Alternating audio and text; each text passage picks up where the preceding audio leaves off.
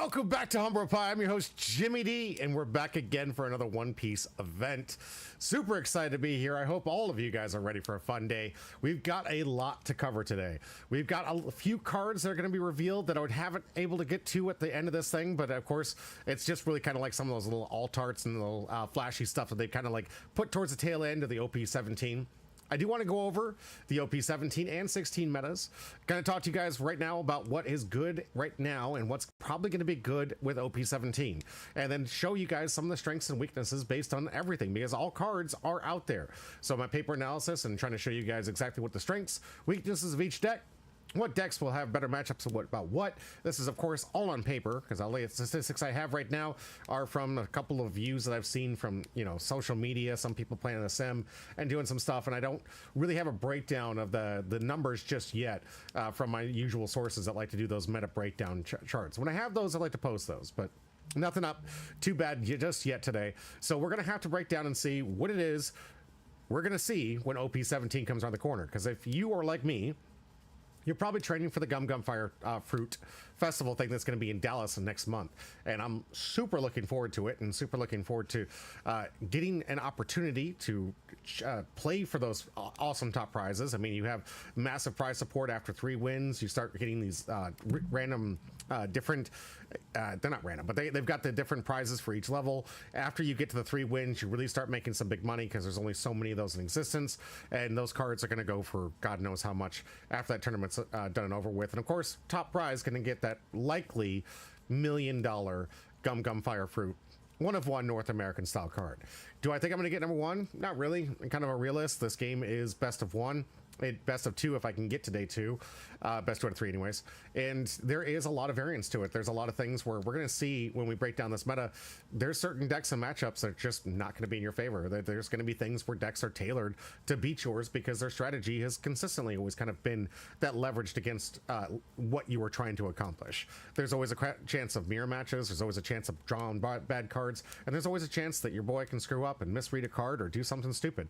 And that always is there, and I hope to not do that. I hope to perfect my skills to make sure I can perfect my own skills, but at the same time, I am also well aware that there is variance involved with this card game. So if I am able to get there, it's going to be a mix of my own practice, my own skills, my own knowledge base, my own experiences, my own play style, and the luck of the draw and who I'm going to be playing against and whether those matchups are going to go in my favor.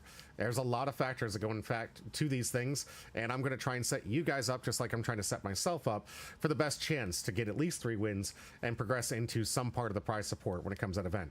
There's a massive giveaways and really cool stuff that they're giving away on the side as well. Promos, I'm sure you guys have seen, like all the stuff that I usually keep in the back when I go to these Bondi Card Fest. Massive awesome cards I usually give it away as extra prize support for Lifelink games and really cool events. I gave that Uda Dawn away as kind of like a search for the gold or the One Piece event for Lifelink games to hold their own special One Piece day. There's a lot of cool stuff that I like to do for the community around here, and so hopefully for more of you guys are outside of the Lifelink area, and we can start doing bigger and better things as my channel decides to grow. Uchiha says, you made me wait 20 minutes to make the joke, and the second I turn on my music on, you go live. I feel like you pranked me. I'm so sorry. Gum Fire nasty event back in 1952. Yeah, it was kind of a nasty event with the one you're talking about, 1952. That's why the fruits are so rare, right? Yes, incredibly. This one is going to be an impressive prize, and it will be putting itself immediately in the asset class. For those that know when I was talking about the asset classes when it comes to the finances of TCGs now. We've officially moved ourselves into solidifying a stay and a current presence with people who have a lot of money and a lot of money to spend, and are going to be using that to kind of like hide some of their money within the TCGs. So given we have the popularity and we have the people still pushing these IPs and pushing these games, cards like that Flame Through are going to guaranteed be someone's mantelpiece as a asset for their asset class to protect some of their own earnings and try to avoid the IRS and do whatever else they can to ensure that they can keep the money and also don't have to have it in a bank where, of course, where everybody else can grab it. Uchiha says, did you smash your nose on the ceiling today? Too, since evidently Earth was supposed to lose all gravity today for 7 seconds. I did not. I did not even know that was going to happen today. I've taken myself off the forums of most of my conspiracy theories for a while here. Been so busy. I missed that conspiracy theory about the gravity being lost here. If I did miss it, it's a sad day. Maybe I was taking a nap or something and I just missed that you know, gravitational pull and change here. It's kind of disappointing. Kind of disappointed. I would have actually enjoyed that, you know, floating in the air. Probably been terrified too, but if it was only going to last 7 seconds, I mean, what are we talking about here? My house just basically being dilapidated and, and everything I own. All right, we do have 2 packs to give away, so if you are out there on YouTube, if you're out there on Twitch and Twitch, this is your chance to get yourself in for literally the last 2 packs of this box. Now, we are still a couple weeks away, so I'm going to have to secure myself 4 packs from Lifelink Games to get myself through until OP17 drops, because when OP17 drops, of course, I'm going to have a new community box for all of you. So I'm going to have to work my way to find a way to get 4 packs for you guys so I can keep giving these away every Monday and Wednesday when I go live with One Piece content. This is it. Hopefully you guys will have some better luck. I gotta say, when it comes to like some of the winning packs that I've had recently, my luck has been absolute trash. I have got nothing but double rare packs for probably like 3-4 weeks here, but I think I've got a lot of really good pulls from this game. I've had a lot of really awesome pulls with just 1 or 2 packs from a Walmart or Target or something like that, or even sometimes got super lucky. I've gotten some SPs from playing a random event, didn't even do well in the event, and just got an SP out of it. So I am blessed sometimes, and sometimes you're not. And that's the thing about luck, guys. The only way to beat luck is variance and consistency. You need to increase the amount of times that you introduce yourself to the game in order to overcome the luck, because there's nothing else you can do when it comes to the numbers. 1 in 10 times of winning, that means I got to play 10 times if I want to win. If you guys know how the numbers work, if you want to beat it and you want to get the chances to get those awesome cards, you got to expose yourself to more. Sadly, I'm probably like a lot of you guys out there where it's kind of difficult to get product, really hard out there on Targets and all the rest of them. You got all those scalpers and buttholes taking all the product off the shelf, so it is harder for us gamers and people that play the game to get access to the game pieces sometimes. And you know me, I'm not going to support scalpers. I'm just, you support them, you're only encouraging their existence and to continue being in our game. So if you guys want to help me and help the rest of the community, stop buying from those guys. Make them hold the bag and lose their money. The asset class is always going to be there. The crypto bros are always going to be trading that stuff. It's beyond our measure of money and understanding and comprehension. But when it comes to the scalpers, we don't need them. We really don't. Uchiha says, maybe the box hasn't been super big hits because you're the one opening the packs. If you know, you know. Right? Honestly, we had a good stint. We had a good stint of like back-to-back massive good hits from here. I think the box in itself overvalued from all of our prizes. I think the number was $185 in prize giveaway. And since I'm blessed to get this box at MSRP at $125 with my discount on my membership, honestly, like we as a group made profit. I paid $125 for that box, got us $184 worth of value, and that wasn't even counting the SRs, the double rares that are probably going to go up at some point. If you guys are out there and you haven't picked up all your rares for this set, what are you doing? You should be picking up your SRs too, because they're dirt cheap right now. This is the opportunity time to get all these cards, because just because OP17 is around the corner and we're gonna have to deal with OP17 meta here doesn't mean that we're not gonna have some resurgence of some decks that realize that there are some weaknesses they can overcome in the current meta. Seen some old fan favorites. We've seen it time and time again. We've seen people surprise people with older decks coming back and showcasing, hey, with a good meta analysis and a good matchup and a good run, this deck won. And just because 17 is going to be a massive power creep, it doesn't mean that the other decks are out of the picture. There's a lot of these cards that are actually supporting older decks, so pushing up older decks. Like when it comes to Shanks and Mihawk, which one do you guys think is actually honestly stronger?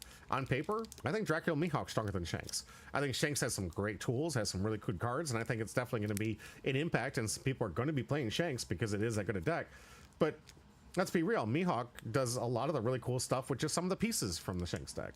And it does some stuff even better than Shanks does. It's missing some cool key cards, but that's it. Hey, Veltcal, good to see you. Welcome. Yo, I have been enjoying the stream for real. All right, well, granted. Want to add me on Discord and make a daily thing? Want to add me on Discord? Well, I can't add you on Discord, but I can put out the Discord link for you. The link was down below, but I can copy the address for you. So if you want to add my Discord, go ahead and click that, Veltcal. And make sure you hit ! join for your chance to win one of the 2 free packs at the end. As a first-time chatter, this is your time and opportunity to get yourself a chance to win one of the free packs that we give away at the end of the stream. We do have 4 games today. Thank you, Tazzy. Good to see you. We do have 4 events, 4 amazing gameplay, all the stuff with the new starter decks, all these really cool new decks that people are trying out, getting ready and kind of like preparing themselves for the color combination that they want to be playing when OP17 drops. I know, like a lot of you, I'm trying to like work on what this new meta is going to be like. What am I going to play? Am I just jumping on the bandwagon of OP17? Maybe I'll play something older if I feel like there's a big enough weakness and a gap in between that. And we're here today to talk about it. Jimmy says, I think the bot sense is tingling.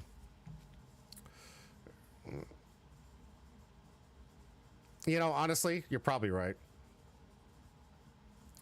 Chia, you're probably right. I want to be pleasant to everybody out there, and it does feel like a bot. Velcal, you a bot? Say something different than join my Discord to let me know you're a real person. Also, of course, if you want to go on YouTube, you can also get your chance for a second chance to win. I always allow 2 entries, 1 on YouTube, 1 on Twitch, if you guys want to enter for these packs. But probably Uchi, I think you're 100% right. All right, with that, without further ado, I want to talk about OP16. Yeah, Little Punky, he ain't talking. That's a bot. That's a bot. If he doesn't comment in the next, I'd say about 20 seconds, you want to ban him, Little Pancake? I appreciate it. I don't like to ban people. I love to ban bots. Why wait? Yeah, that's fair enough. I was giving him an opportune time. Why does it keep doing that? I look at the live stream overlay, right? Before I go live. I make sure it's right. I go live, and then suddenly it's like, nope, that's not the screen you're going to be on. Okay, whatever.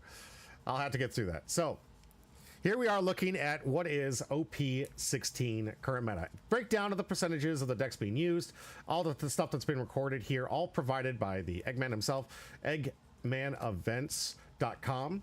So thank you very much for the stuff he tracks. The guy tries to do a pretty good job of running this website, so give credit where credit's due. Other mistakes, of course there's mistakes, but I love that he tries to go out of his way to correct it. So if you see anything that like, oh, this is wrong, it's okay. Tell him, he'll fix it.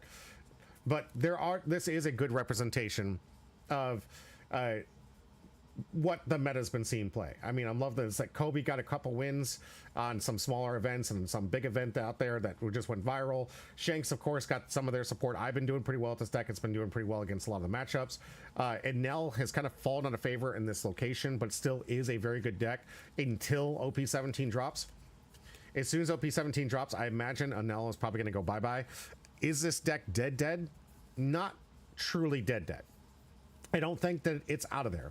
I think that most of the cards that people are going to be playing, especially with the baseline of what people are going to develop first thing in OP17, all those pieces crap on an L.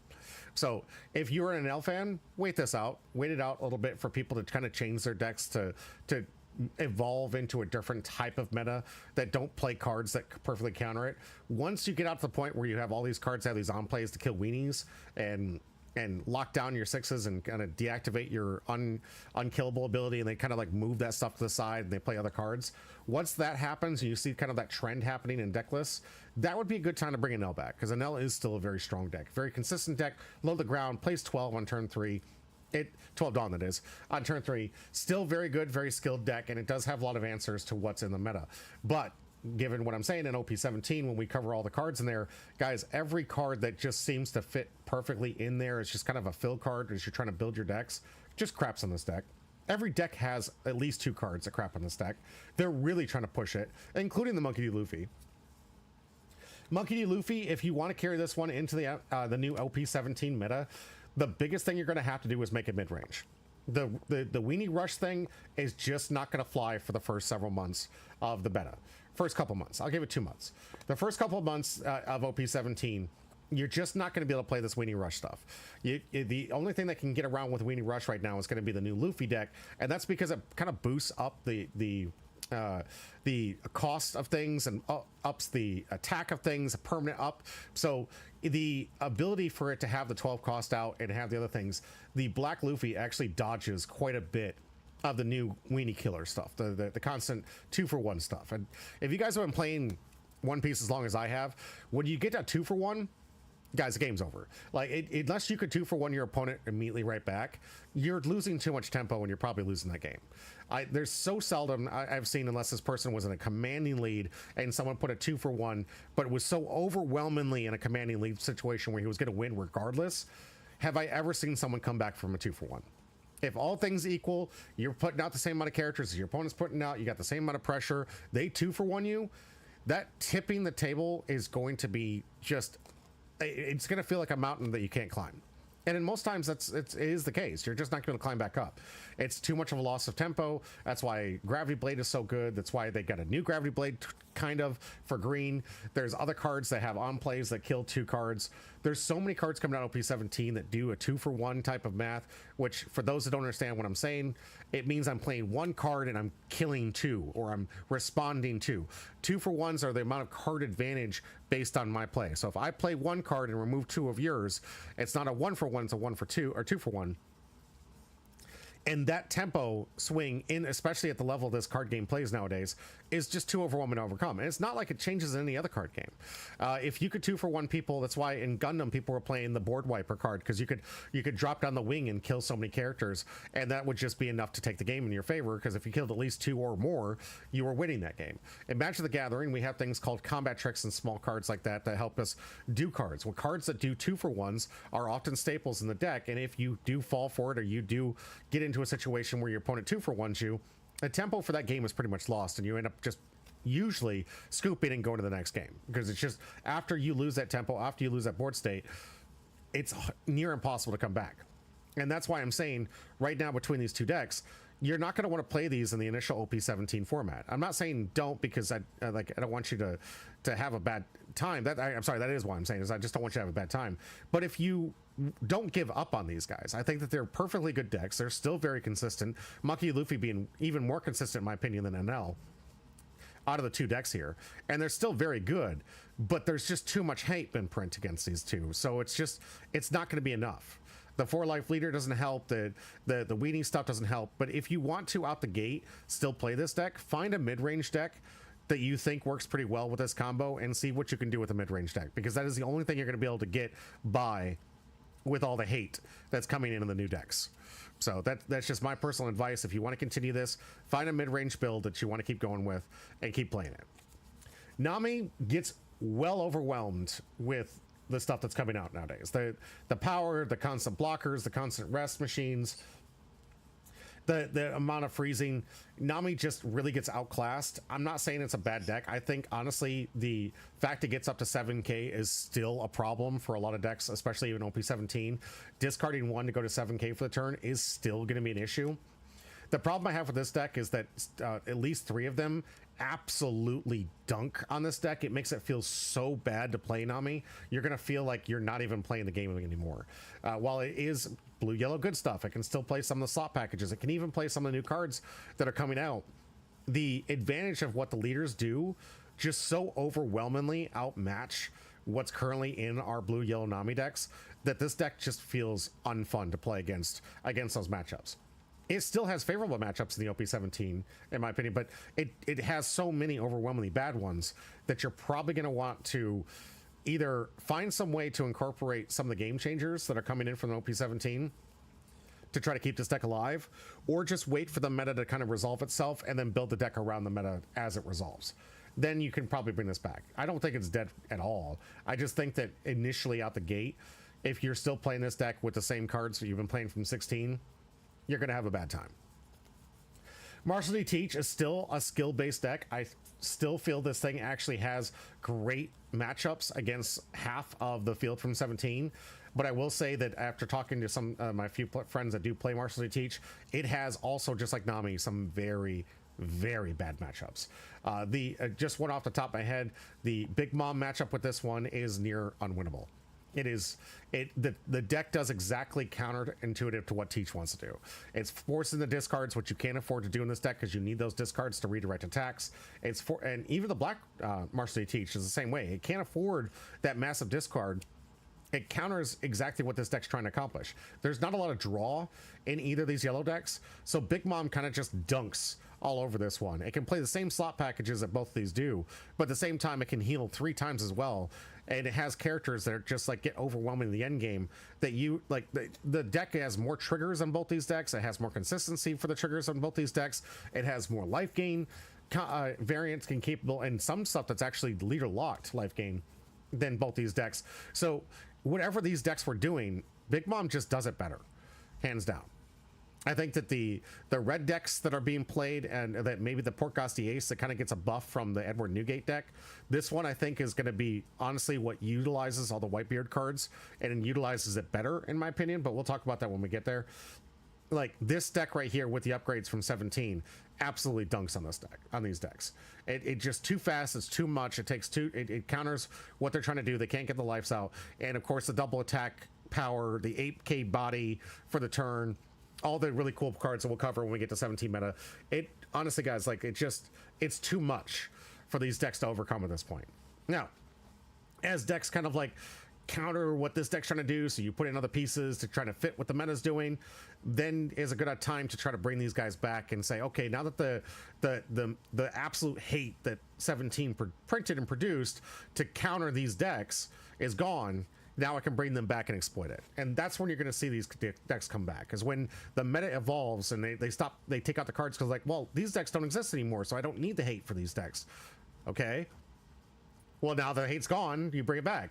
It's kind of like we've seen with the evolving state of the way this game works. You have a point where people are playing heavy removal, then you have people playing heavy anti-removal. Once heavy anti-removal takes over the meta, people take out the removal cards again, so then you go back into a deck where it succeeds when there's no removal out there. Like as the meta changes, as things and decks evolve around what things are happening, that's where you pay attention and say, okay, it's time for me to bring these decks back.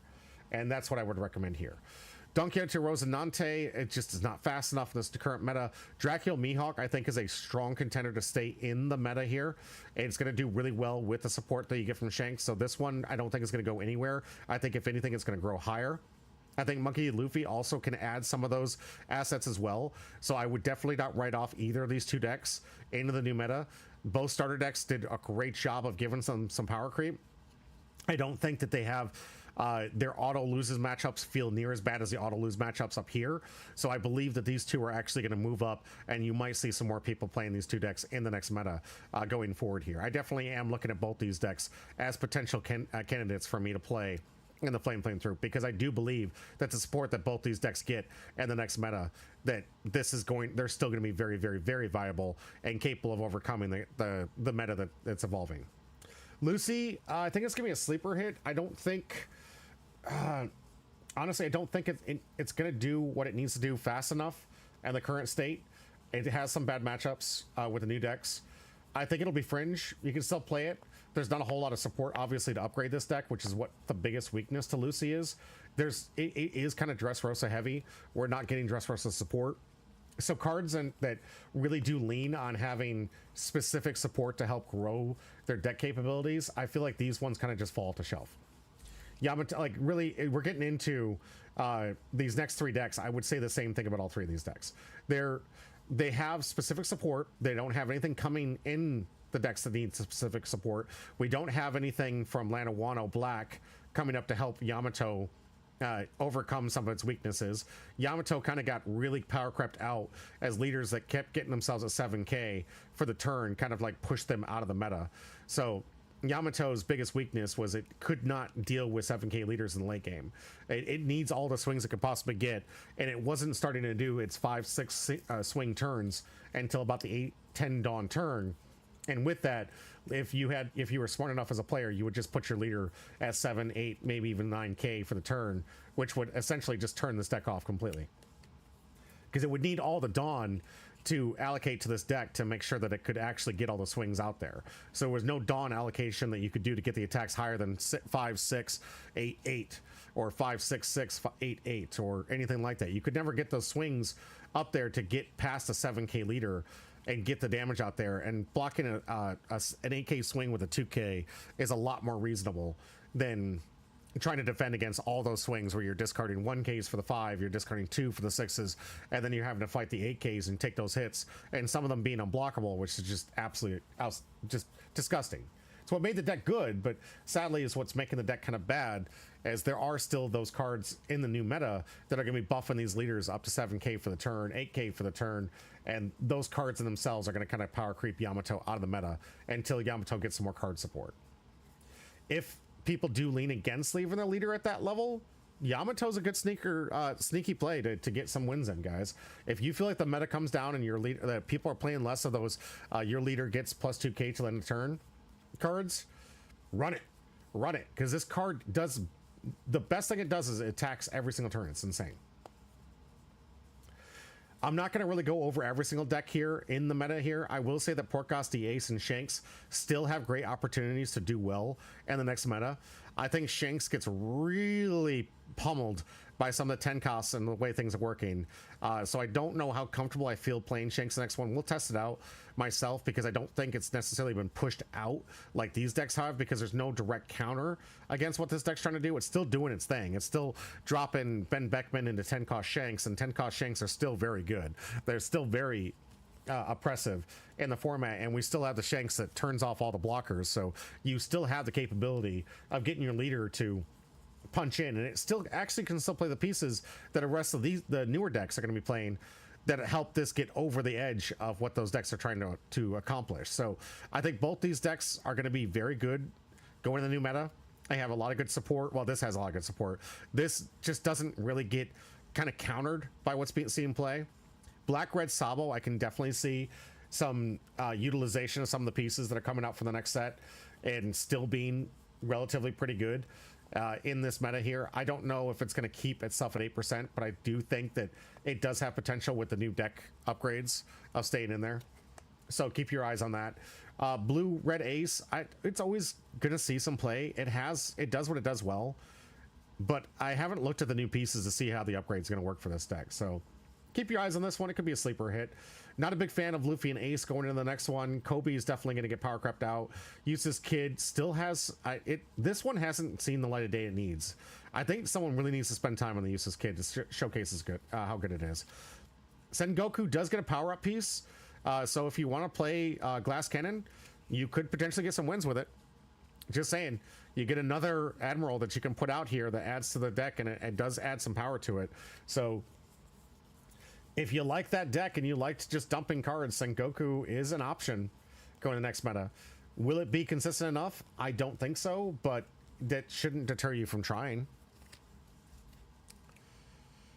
But this is the OP16 meta as I see it, guys. If you want to focus on decks that are older going into the new meta, stick to these guys, stick to these guys.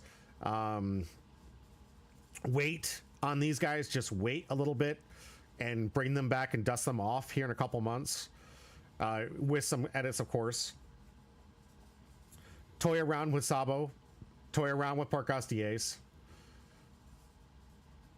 I've never really seen much on Buggy, so I'm just going to resign my opinion on that and leave that to the Buggy experts.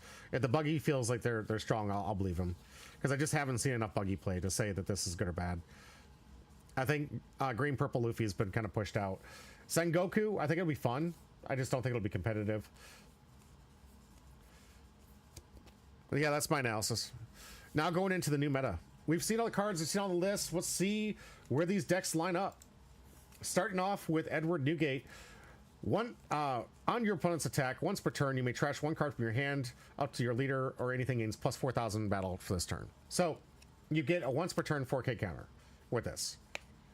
It's huge. It's really huge, especially given that you can pump this guy up to an 8K power.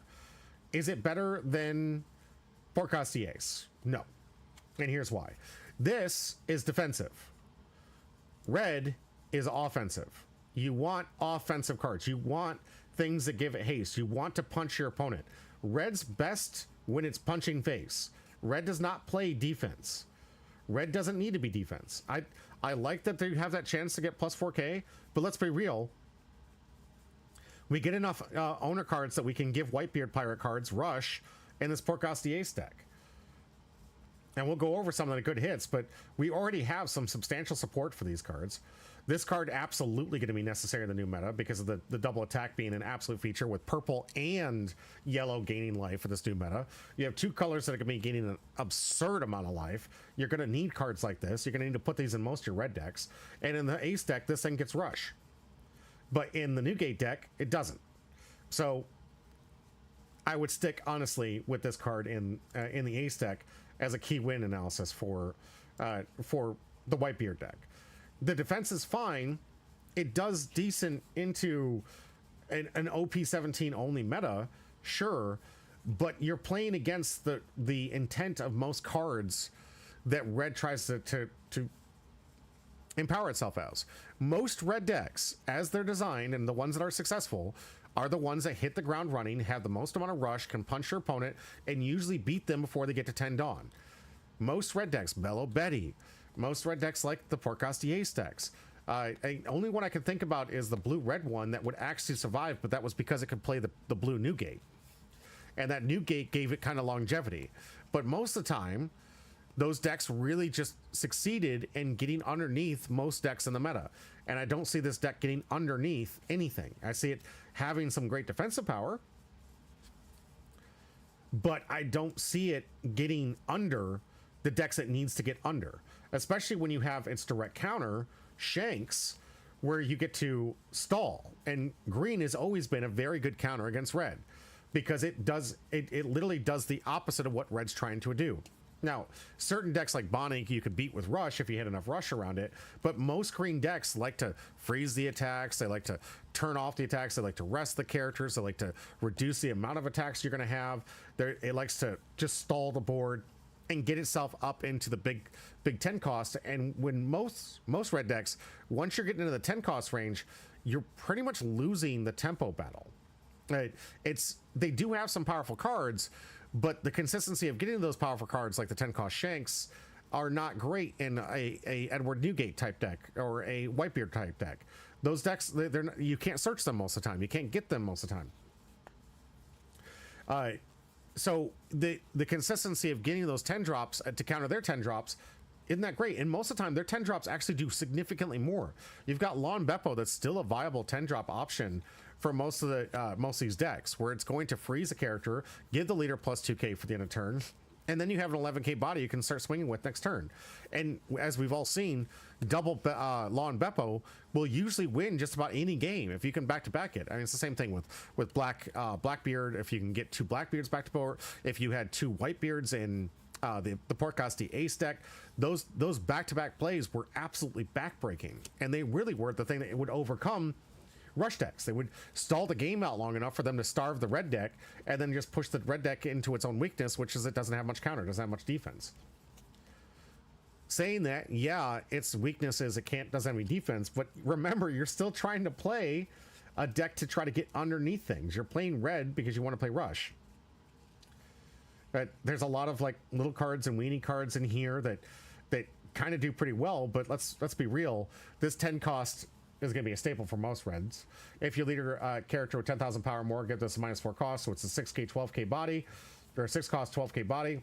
On play, your monocolor leader base power becomes 8k until the opponent's end turn. That's huge. It's huge. Do this on 6, can still play other cards, and the ace deck, you can give this rush. I mean, come on, what are we doing? What are we talking about here? Like, this card's going to be an auto add into that deck. You've got some new 2k options. If you want to run them, we got another ace in here that's 6Ks, so it fits in with the Monkey Luffy and the ace combos here. If your opponent has a character of 10,000 power, get this card -2 cost, so it's really a 4 cost. You can get both these cards out if you want. On play, if your leader's Edward Newgate, up to one of your opponent's rest of the character gets -6,000. So sure, this one's kind of leader locked, if you will, but it's also 1k and something you can power up if you don't care. See what else we got. On play, KO to one of your opponent's characters plus 2,000. So I mean, you can add this to help with the the weenie decks if you want to, and you have a nice little 2k counter.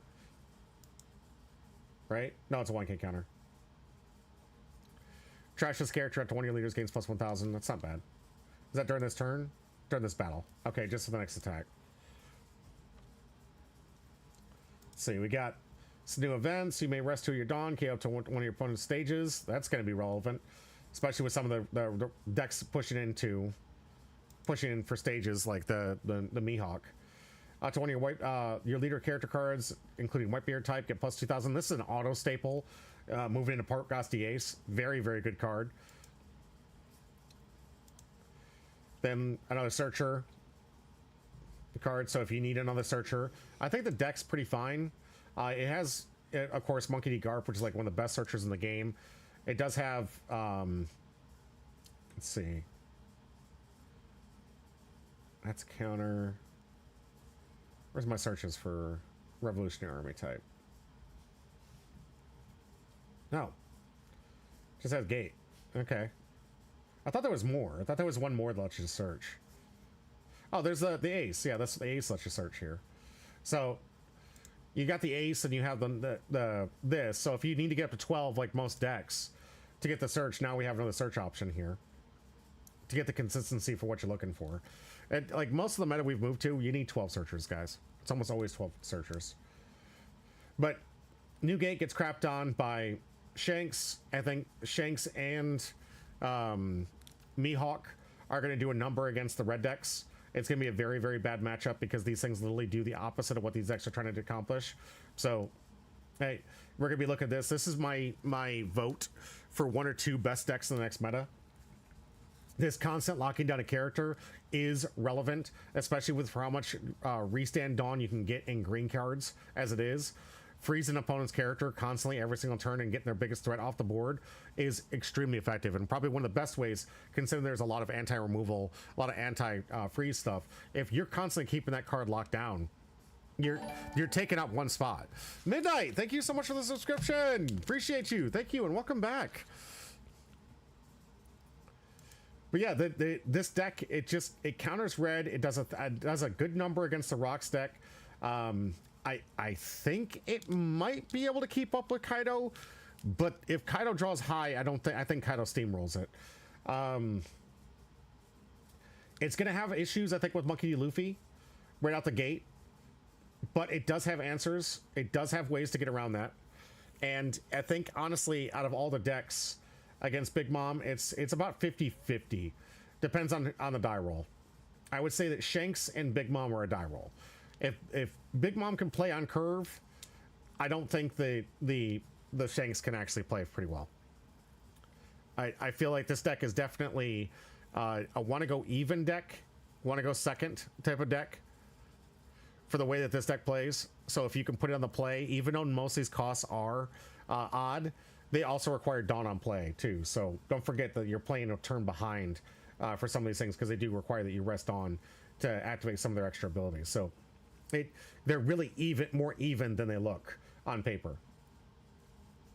Infinite Rose, good to see you.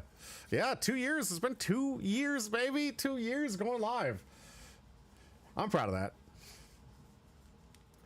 But yeah, so Shanks definitely going to be something I would lean into, looking into playing. A lot, the deck kind of builds itself. There's obviously the old green Shanks you're going to want to pick up. The one that the 7 cost, or I think it's 7 cost, that when rested gives -1k to your opponent's field. Very, very good. And it's definitely going to be a great answer against a lot of like early rush decks that are going to come out immediately when the meta changes. Now Rocks. Rocks, I think, is a sleeper hit in a lot of ways. It's kind of like my favorite for third of all the decks right now, mostly because it does have the consistency. It does have the cards that can kind of answer its own weaknesses. But I think that the appropriate decks have not been made yet. It is the best counter against Linlin by far. I think if Linlin in here, Rocks beats Linlin all the time. All right, Infinite Rose for the subscription. Let's get the train going. Thank you. Appreciate you guys. Let's get it going. But yeah, getting into a Rocks, I think, is probably the best answer. If your meta's all Linlin, go with this, because it can draw cards all day. It doesn't care. It literally counters the weakness of this, or the point of this deck, which is to trash a card from your opponent's hand every single time it swings. It's something you can play around. Green has a harder time of dealing with a constant discard, and the life gain in this deck is absolutely insane.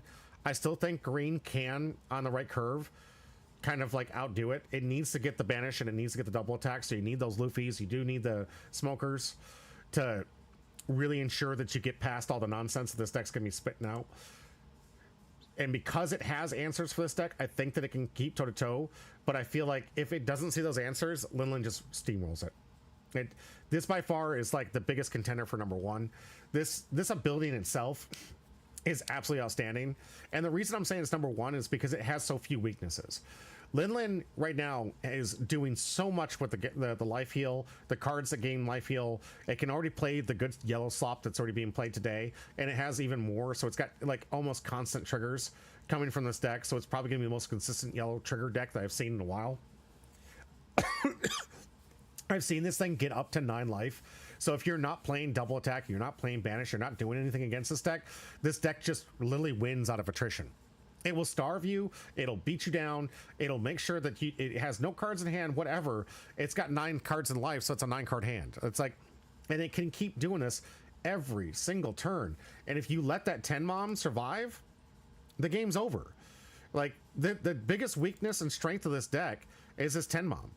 You need to get this 10 mom off the board. So if you don't have an answer in your deck for getting rid of this 10 mom, you're not going to have a good day. Like, most of the deck, if it plays around with the big mom strategy, you can't deal with the board being a bunch of AKs. The biggest weakness this deck has is most of its characters are weak for until this thing comes out. But once this thing hits, it's near impossible to get over that many AK swings. Like, and it's very, very hard to starve this deck. So one of the things that you're going to be wanting to think about if you're trying to build decks into this meta and Lifelink's here, make sure you have an answer for this card. Make sure you have some way to deal with it. It is going to be the most important piece that this deck has, and the biggest weakness. I'd say Rock's weakness also is getting this, but you do draw a lot, so you should see it. You really should. But I've seen people just miss the 10k. It's like some people say it's a skill issue, but the 10 cost is also its biggest link. And I will say right now, if you just want a direct counter to Lifelink, play Roxy Zebek. I think Roxy Zebek has a great advantage against red if it sees the early pieces. If it doesn't see the early pieces, it just gets steamrolled. And the early pieces I'm talking about are the ones that allow you to have this thing be your only attack target. This does really well against rush decks. You have a 6k body, you're having to run into this thing constantly, so it's easier to counter out of with those 0 costs. And it does get around the unblockable nonsense, because this card isn't a blocker, it's something you have to run into. So it's a great answer that you need to get out early to stop those rush decks from taking too much of your resources, because there's not much counter in this deck, and you don't want to be using too many of your 0 costs or the stage's ability too soon that you can't defend up against and get to the top end, which is where this deck really starts getting strong. So if it can see the early game buffers, the ways to keep the leader up to a little bit and keep the power up to your leader for the turn, yes, Roxy Zebek can counter the red. If it doesn't, it folds constantly. But on paper, I would give this an 80% win chance over top of Lifelink, hands down. I'd say it gets closer to 50 against Monkey D. Luffy, which is by far the fastest of all these decks.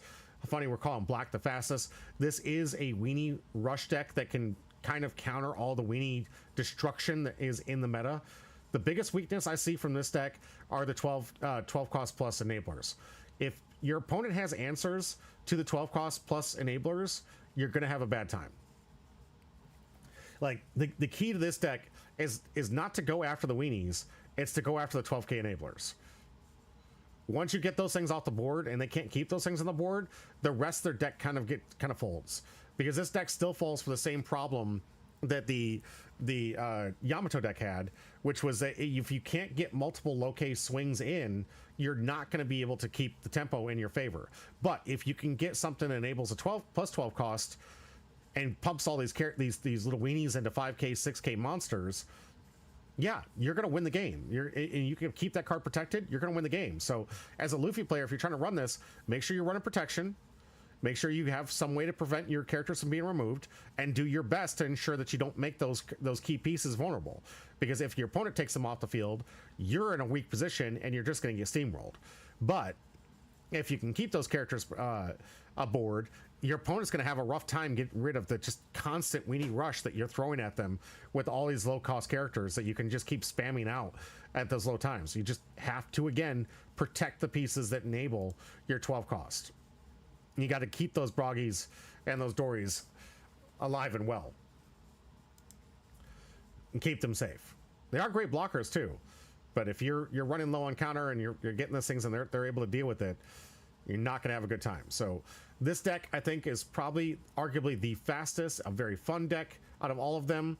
I think that it can get under Lin if it gets fast enough. The one thing I don't like about this deck is there is no real counter to the life gain in this deck. It doesn't have a whole lot of great answers for banish. It doesn't have a whole lot of great answers for double attack. It has one, I think, that you can add into it. So I would recommend adding the double attack into this deck if you have it. But it is fast. It can swing more than this deck can faster. If it gets to the late game, I think this deck folds. I think if 10 Mom gets dropped, this deck loses.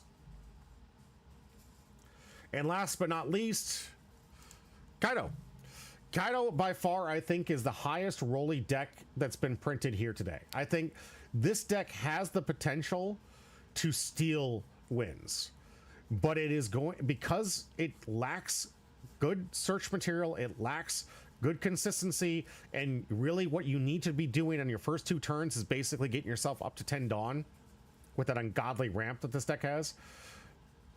You need to be at 10 Dawn on turn 3.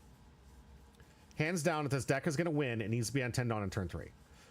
After that, it needs to have the answers, and you need to have the big bodies to start dropping behind it. You need to have your Animal Kingdom big bodies to really take the game in your favor. Like, once you start dropping these back-to-back Kaidos, your opponent's gonna have a bad time. But you have to have it, and you gotta have it early too, because what this deck does is it basically is the fastest purple deck we've ever seen getting to 10 Dawn. And it's got some beaters that are gonna be hard to deal with. But it doesn't have enough that the only thing this deck does is ramp to 10 and play just big beaters. It needs to play other cards. It needs to play other things that, and the mid game, that are not going to be that useful considering how you play this deck. Your first turn, you're going to lose 2 life, essentially. Right off the bat. You're going to be essentially a 3 life leader, but then you're going to be on 10 Dawn before any of your opponents, and you should be punching them down in the face and using those turns to Big Mom heal. Because don't forget, this can use the new 10 cost Big Mom and the 9 cost Big Mom as well to heal up after you start losing some life in the early stages. But this deck, it's just a glass cannon, guys. It's going to be taking early hits. If you can get 5-6 swings in the early stages of the game, it's going to fold automatically because it's just not going to have enough characters out to counter the pressure. So if you can go wide against this deck and you can get several early swings in your first couple of turns, and you're playing basically, you're going first against this deck, you play a searcher, you go 5 and 5, it's going to take both those hits. The next turn they're going to ramp, so now you can play another character. If it's got rush, you can possibly go 5-5 and another big rush hit or something. So if you got those 3 hits, that's 5 swings right there that this deck is going to be taking massive hits back and forth, and then it's going to be left with like 1 or 2 cards in hand after taking all those hits, and it's going to need to start dropping some pressure. But then at the next turn, if you're going even wider and the rush, it's going to run all over this deck.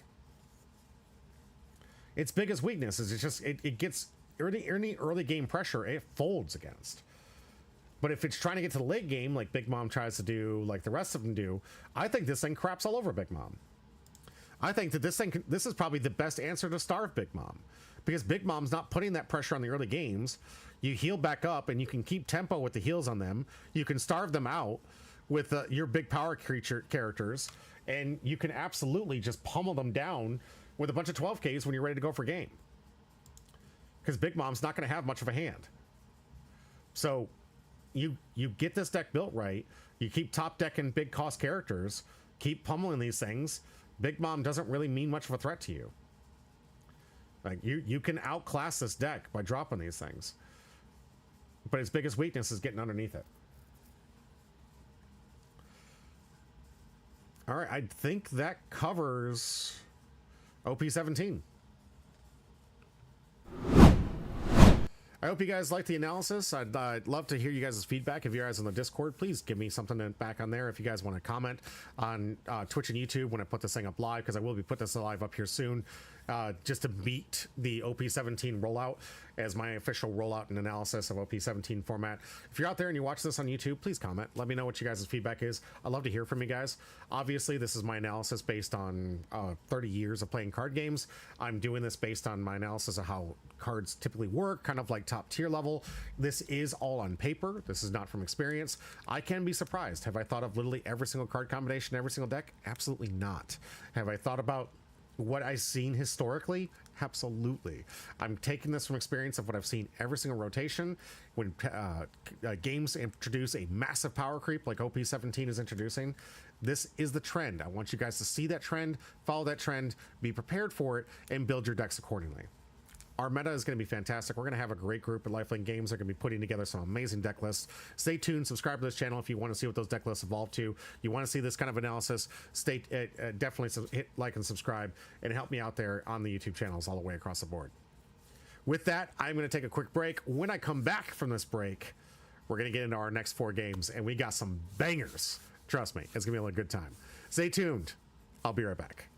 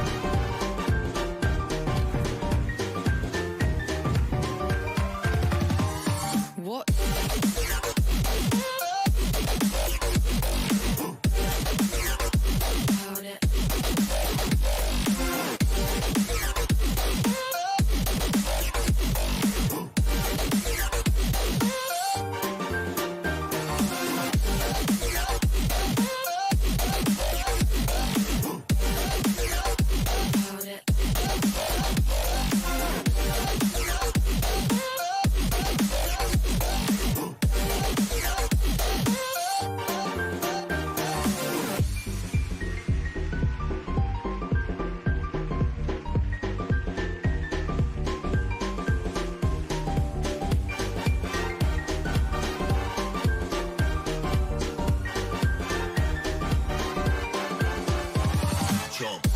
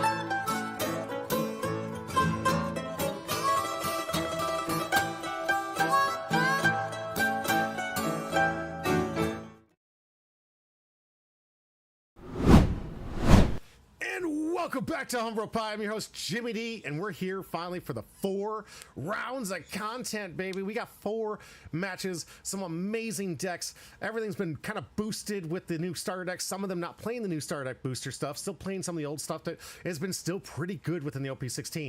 And I think a lot of them are trying to play around decks that they play similar to what we're going to see in 17. So we get to see some of these decks are going to kind of evolve themselves. We're going to get the last little bit that we're going to have for this OP16, especially starting off right off the bat. We got Yamato and Eggman head to head.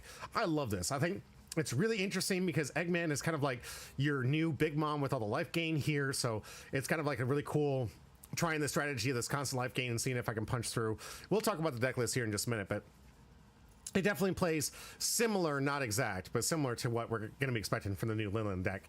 And of course, we got Yamato, which I think is honestly just on its last legs, guys. I don't think that this deck, again, if you guys watch my analysis right before I went on break, I don't think the deck's dead, but I think right now it is definitely not a deck of choice, and you're going to need to wait for the meta to drop out and stop those on plays that pump the leaders up. If you can get around that, this deck can come back, especially with all the weenie hate stuff too. Like there's just too much of the early game stuff that's just going to be immediately eliminated that makes most of this deck kind of like dead in the water. So with the way that this deck's moving forward and the way that the new OP17 meta is looking, probably not the best deck to take into out the gate, but it's definitely not something I would just completely tear apart and not have on hand, because there will be a moment, I think, during the OP17 meta where it's going to be ready to go, dust off, ready to go, and will win some events, surprisingly, if the meta gets right. Let's get into the deck list. All right, first starting off with Yamato, the deck that loves to attack. So those who don't know, anything returned from the trash that's Lana Wano gets Rush, and there's a few cards that do that coming back from the trash. You have the enabler that is Yamato that gets things started. So right off the bat, once you get to 6 Dawn, we're starting off a real card using this leader ability. On play, get a draw card, trash card, and you can trash it to get back one of those 8-cost Yamatos from your back. You got 2 different choices. You got the unblockable that replaces itself if it dies, and you have the one that cuts out some extra characters. You can return the 6 cost to keep the cycle going, play out 2 costs, maybe a blocker or something to get some searching, maybe some defensive cards, look for some 2Ks, whatever you might be wanting to do, maybe even setting yourself up for a Shinobu and Mononosuke combo for the next turn or something, or even that turn, depending on how much, of course, Dawn you have and what you've been doing. There are a lot of things that combo out with this that allow you to keep the engine going. Obviously, you have the 9-cost blocker, 6k power that brings back the 6 cost. With that 6 cost, you're bringing back this one, swinging for another 5, and then once this one's done, swinging for another 8, if you have the targets, of course. If you want to get this back from the yard, you have the Shinobu and Mononosuke combo, where both cards out, get to draw a card, sack both these cards, and get out this 9 cost that will have Rush. We'll bring this back with Rush. We'll bring back another 8 cost. Constant running cycles of just massive 5 and 6k swings, which is why the biggest weakness this deck has to date is if the leader is at 7k and most of your Dawn is being allocated for these plays. This is 7 Dawn for this one, 6 on this turn. If you're going to be playing anything in the late game, maybe you're dropping this for a hard cast. Maybe using the event to get the cycle started again. This is going to cost you about 7 Dawn to get the event gone. You don't have much allocation in Dawn left. You're going to be using that to maybe put out some blockers to protect yourself, or even trying to run some cycles. But most of the time, you're utilizing every single bit of your Dawn to get these massive swings in. So if you're doing that, the 5k is negated, the 6k is negated, the 8k only needs to be 2k countered out. That's the biggest weakness. So if this deck is going to succeed, it, 1, needs to be against a 5 life leader or a 5k leader, and 2, needs to get those as many swings as possible to withdraw and get those resources from your opponent out of hand and win the game. It's been very successful in this meta doing that. It's been really good. I think I like the Rebecca sometimes in some decks. It's kind of cute, but I don't think it does what you need it to do. And honestly, is going to die easy in the new meta as 0 power here. I think that the Morgans was kind of a neat add to this deck here. It doesn't get the rush or anything, but it's a nice little blocker that has an ability to fill the trash, which honestly is one of the other weaknesses this deck can have sometimes, because there isn't a whole lot of searching outside of Nico and Nami. This one only lets you draw for a pseudo search here. There is some kind of draw here with the Yamato, but there's really just this searcher with Nami here that's allowing you to dig deep and get that trash filled up. And sometimes you'll see where you're missing the 6 cost or you're missing the 8 cost, and these things can unfortunately be at the bottom of your deck or just not in the set. So if you're not getting that trash filled up early and you don't have these cards and pieces in the trash to get those turns, you're going to end up actually just losing tempo and end up losing the game because you don't have the tempo. Now you have the ground depth for defense. You have some decent 2Ks for some of the attacks, and you have like of course the Kinemon in the mid game that does work as a searcher and also allows you to have a nice little 6K body to swing with. Sure, all things considered, let's be real. The deck needs to have like the early game start of dropping these things in the trash, getting the 6 Dawn engine started, and by your 8 Dawn turn, swinging 5, maybe 6 times, and your 10 Dawn turn really swinging heavy. Can't Stop Game says, I'm surprised the EBO2 search cards aren't used more. You know, honestly, yeah, and he's the one that he's talking about is every single color got a event card 2 cost that allowed you to get I believe a 3 cost or higher. You guys can correct me or not, but they're all events, cost 2 in any color, and you can get any card that is 3 costs or higher. Kind of similar to what Monkey D. Garp did. But I think the 2 cost and it being an event that doesn't leave you with a body has really been the biggest deterrent for people playing it. It is good. It is definitely always available. And I think decks like this that like need another searcher where they could use another searcher, not playing it is kind of weird because it is another option for you to fill the trash. So especially with this one, and I believe if I'm correct, the black one does trash too, because black usually does trash after the search. So if I'm right, and the EBO2 Black Searcher does trash, it honestly is one of the pieces that I would play over Rebecca. I would play over some of these other cards to get the consistency up where it needs to be so you can get those trashes there. But the biggest downside that most people want, because we're in like an Enel family, we're in the goofy meta, people want these early play cards here in mass to start swinging at those little bodies and start removing those tiny little weenies to stop the weenie rush. And this is where people like to prefer most of the searchers are with bodies. If you can get away with it, bodies are always better because you get the search and you have something to attack with next turn. But when you're looking for consistency, Can't Stop Games is right. You want to have those searchers, so play the 2 cost. That would honestly be an addition I would take over some of these cards if you want to get the consistency up to make sure you're getting those swings that you need to make this deck viable. Can't Stop Games says, I feel like it would be next to experiment with. Oh, that makes sense. Yeah. All right. So yeah, going into the idea that you do need bodies to swing into it. Still, with that, you still want to have more things that increase your consistency. So I'm not saying it's a bad ad. I don't think I would add all 4 guaranteed, but in a pinch, it definitely would be one of those cards that can really help out. And you do have ways to pitch it. You have ways to get rid of it if you want to. I mean, most of the time Yamato wants to be pitching Yamato to fill up the yard, but there are a lot of cards in here that draw a discard that'll help you get rid of that card if it's just a dead card in the late game. Then into Eggman. I don't know if you guys saw Vegapunk back in the day. This thing, and they had a combo. They definitely had to stop real quick with the Borsalino Rayquaza Psycho stuff here that I think surprised a few people. And it was mostly because of this deck or any kind of yellow deck that has the Egghead type. See, the Rayquaza life gain in this deck is absolutely insane. Well, it is a 2 life leader and a 5K that can't even attack. On paper, it looks pretty weak. But in practice, if you played against this deck, let's be real, it's a 6 life leader. This thing gains life like no other. This is the yellow of yellow decks before we started getting into the nonsense with Nami and now with Lin Lin and all the rest of the decks that have just been gaining an insurmountable amount of health when it comes to yellow. This is where it started. Most of the cards were locked into the Egghead type for you to do it, but there were a lot of really cool cycles here that you can't, and you'll notice Rayquaza is not even in this list because of the ban. Getting the Borsalino to heal up and get the Rayquaza to get more heal up, it's too much. But this deck still has its viability, and I do like that it can play a lot of very good cards. Like Jewelry Bonnie will scare the crap out of you. It takes a life and swings in with a rusher. This card is a great game finisher and will catch your opponent off guard more times than not. You've got, of course, this 8 cost because it's not leader locked and you are putting a card in life, so you're choosing the trigger you want on those top 3 cards. Bell Luffy is absolutely insane. This one, if you have 6 or more cards on your field, Dawn cards, this card gets rush, and it when your opponent activates the event or blocker, will reveal 1 card from the top of your life cards. This character gains plus 1,000 power for during this turn per the 1 of the costs revealed. So what this is trying to say, if I reveal a Teach, I'm going to get a plus 8k to 15k swing into my blocker, which is huge.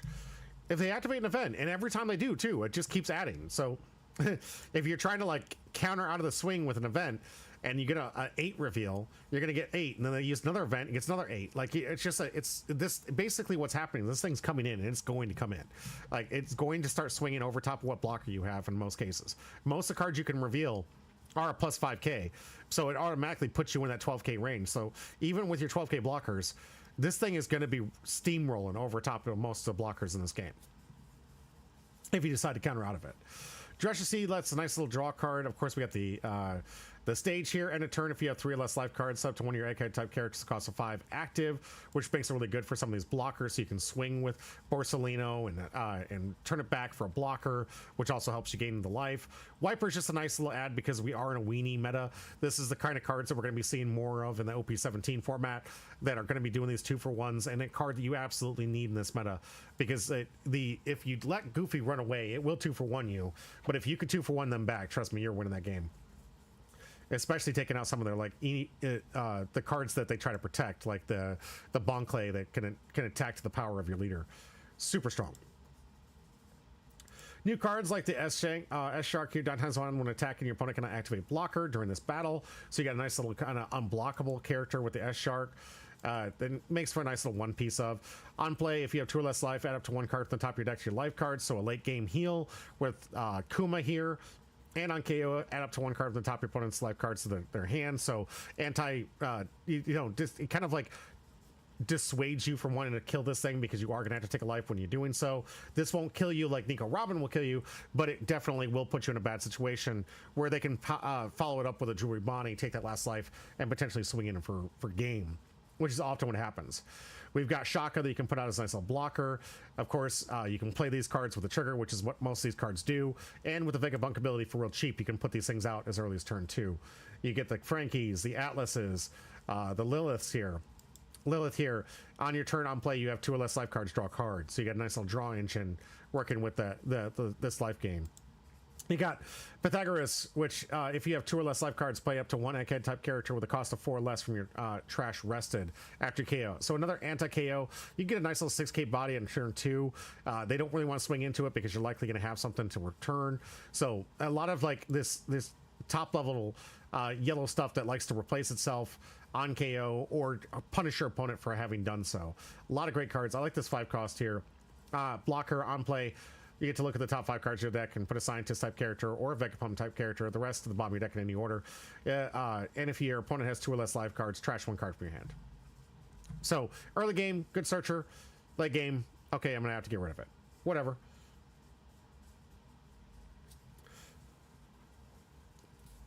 Very good searcher card, very good blocker. Something you can play out for free. All around, this deck is what it's trying to do: gain some life, stall out, swing big in the end. Yamato trying to swing as many times as possible. We're going to find out which one of these decks is going to accomplish their goal first. Looks like we got a turn 1 from Age, nothing, and a turn 2 for Ace. Ace Titan immediately getting out one of his 5 costs here. Getting a nice little 2k counter, 7k body. So as early as turn 1, already having a 7k body on field is nothing to shake at. Now, this one doesn't have the anti-KO, but I don't think Age is going to have enough power to swing into this just yet. Here comes the first swing. We got 7 into life. Ace on the take here. Already down to 1 life, but I imagine next turn we're probably going to see some life gain.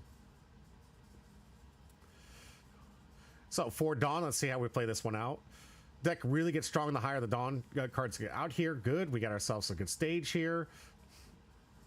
Paying 1 for leader ability, put Shaka to life. So now we have a character we can get from life and a nice little 7k to life. Age on the take. And using, of course, the stage to restand and keep the 7k protected. Don't think that that was absolutely necessary this turn, but in the late game it's definitely going to be paying off. Making sure you can protect it, because I don't know how much Dawn Age can allocate for the swing. Maybe would have had to gone 10 and a 7 to get rid of it. But now using the 4, because Age doesn't have much in the yard, really good play here. Get the Kinemon, can't play the 6 cost Yamato yet, so good way to get some of the answers in hand. Get Yamato's, got 3 copies of the 8 cost in hand, so now Age just needs to see the 6 cost next turn to get the engine going. Here comes the 6 of the life, looking for a 2k, we'll see if we get it, we do. Goes back to Ace Titan here. Now at the 6 Dawn turn. Could have had a character out there, decided not to, which is fine. Has a 7k, and of course can't attack with leader here. But we'll see if he gets out something. Likely going to get some more life gain in this turn.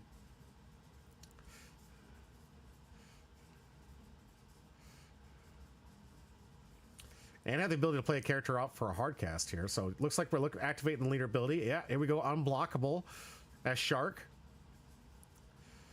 First 7k, looking for 2 and get the 2 and 1. From Age, instantaneously knew it was coming. Here comes a blocker Eggman for the hard cast. Gonna get a search on. Fill up the hand. Ace Titan likely gonna restand the 7k here at the end of turn here. Looks like grabbing Atlas to hand. And discarding Stage. Deciding not to. Interesting. Gonna turn that into a pseudo blocker. He did have the opportunity to restand, but decided not to. I think what you see in Ace Titan here, trying to make it look like it's a viable attack target, which is pretty good. Now on the 7 Dawn turn, paying the 6, we're gonna get a draw discard for the Yamato. Likely gonna see this one sacked for potentially I don't know if we need the unblockable just yet. I think it'll be a greater later game turn here. 6 in the life, gonna get out a blocker. Comes 6, get the block for the Eggman. Gonna sack this. Oh, we are gonna go for the unblockable. Interesting. Going for the unblockable. Here's 8. That is unblockable. Am I missing something?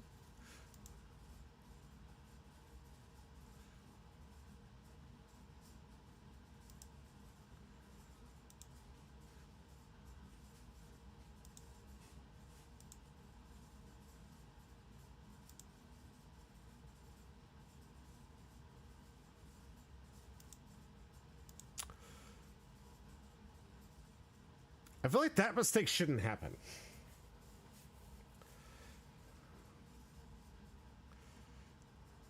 I don't know if Age just let it happen because he wanted to get this thing off the board. But that shouldn't happen. Interesting.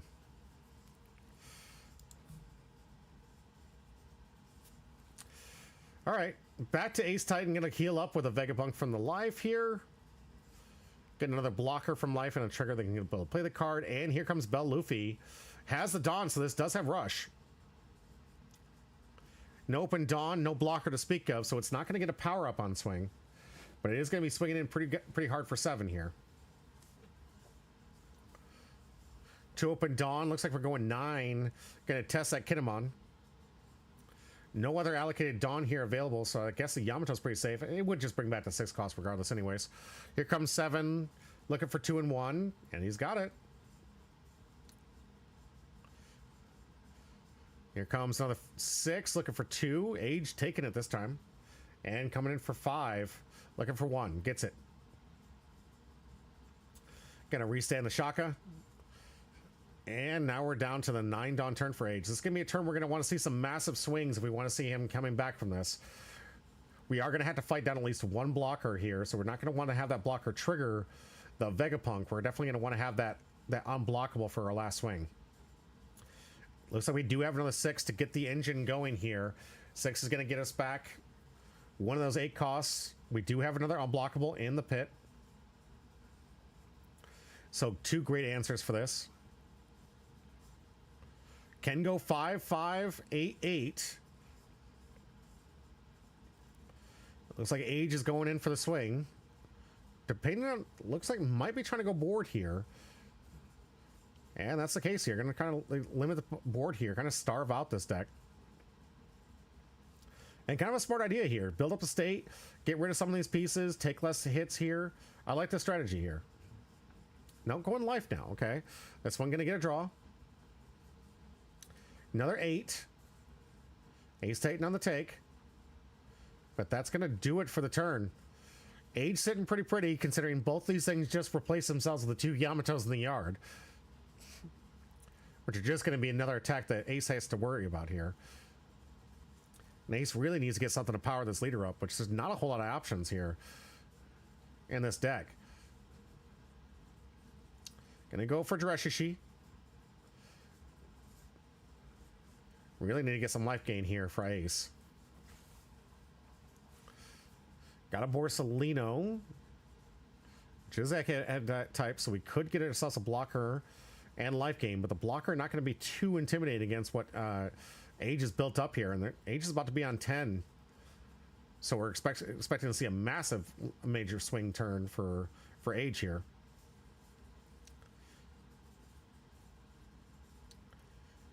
All right, gonna get some life gain here with a Frankie. Using leader ability for that. Tapping again for Lilith.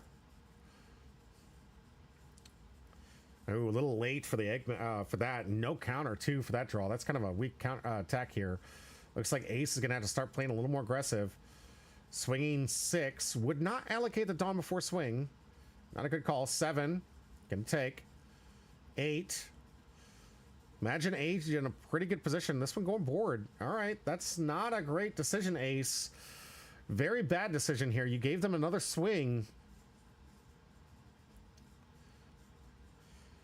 And that unblockable is just going to come back. But Age in an appropriate situation where you could just end this game right now. 1 life, no blocker, and Ace Titan low on resources here. Age could just run away with this. Got 10 Dawn, plenty of combos here. Could easily get out, maybe even a Mononosuke combo for additional swings. I don't think Ace has the hand size to be able to counter all these attacks. Got 2 5K swings without Dawn allocation. You can potentially get 3 5K swings with Dawn allocation underneath the Nico Robin. Got 2 8K swings guaranteed at least. And that's if he doesn't do the Mononosuke combo.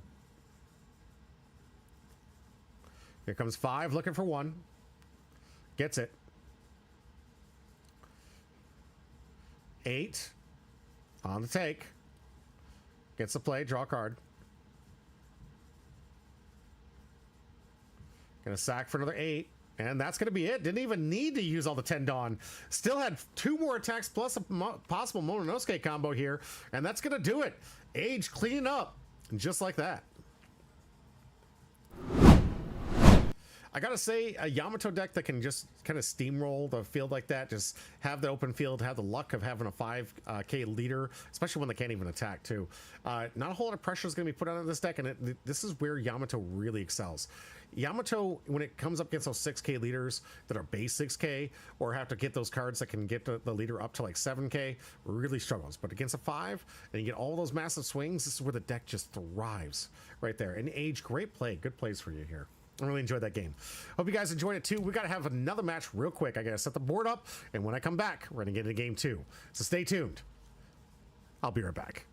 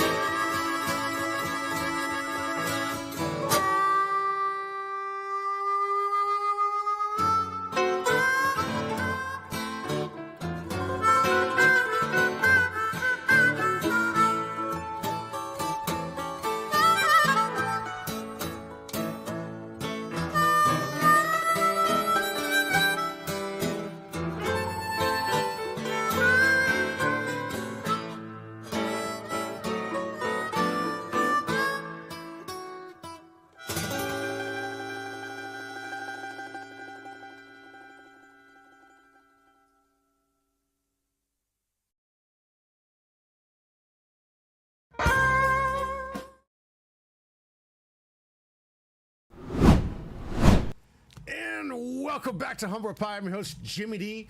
Thank you so much for that little brief wait here. We got our next matchup all set up. This is going to be the finals from Saturday. Winner today from this second round match is going to get the most amount of points you can get for our championship league, which is 12 total points. Massive points on the scale here. A lot of people trying to play for the top 16. All of us really just grinding out each week, trying to get as many points as possible and seed ourselves within the top 60 for the finals that we have the best up for the season 7. It's just turning out to be one of our best seasons just yet. We've got amazing turnouts from people all playing the best decks, all trying to play for those awesome pack prize supports, the box that we get, the mat, the medal, and everything else is granted to the winner of these mats. A lot of great prizing to the rest of the people that participate. And of course, you're going to have layers and stuff for every single week you get out there in those points and the tier levels that you can meet by getting these massive points. And both players right here playing for the full 12 gambit here in the round 3 of Saturday with some amazingly competitive decks. Now, we just watched a Yamato deck in the last one, and we have a Yamato deck again on the finals here. But this Yamato deck, not played by Age. This one's going to be by Sea-Dog, who has been playing this deck since release here. Been heavy up on this deck. Is very, very good with this deck. I've had the luxury of playing Sea-Dog quite a few times with this deck. We're going to go over the deck. Most of you guys understand how I feel about it. It was a deck that I chose in this meta to immediately build because I thought it was so much fun. Sadly, I got bored of it, and I saw that the weaknesses against this deck were a little too consistent in the meta that I was playing in. So I ended up having to switch over to Shanks and playing some other different decks that I thought might have a better edge in this meta. But as I'm being surprised almost every single week, Yamato's still a good deck and can see some great matchups. And we're going to see if that is today's matchup because it's going to be going up against the great Greg and his Marshall D. Teach deck, which I'm really excited to cover. So let's get into these decks right now. So starting off with a little bit of a different deck list here. This one coming from Sea-Dog here. Notably different, we are going to be playing this really surprise hit with Monkey Luffy that can give any character unblockable. While we are playing with an unblockable, this is a nice little surprise hit in the late game. That is a 2k counter and something I definitely would recommend putting in most of your decks because it will surprise your opponent. Most of your opponents are trying to play around the unblockable here are going to be a little surprised when you make this one unblockable for the turn. We have Tony Chopper, which is the first time I've ever seen anyone play with it, and I'm happy it's in here. Draw 2 cards, trash 2 cards from your hand, then KO to one of your opponent's characters that cost 1 or less. All right, yeah. I'm actually kind of surprised I didn't put this in my deck. I probably should have more of these. It is a 3 cost. Draw 2, trash 2. Is a searcher. Helps you on turn 2 if you need to get the consistency right to make sure your trash is built up. It is a one of, but this is a card that I'm honestly surprised I haven't. The only reason I didn't put it in here, I think, was because of dawn allocation requirements. Like I told you 100 times with this deck is terrible with dawn allocation. Swinging with this Tony Chopper is probably not going to happen too often, if ever, in this deck because it's just there's just too many of the turns you're just maximizing all of your dawn usage for swings and getting as many swings as possible. We have Perona here on play. If your opponent has 5 or more cards in their hand, choose one. They can trash 1 card from the hand or give up when an opponent's character has -3 cost this turn. Most of the time you're trashing a card.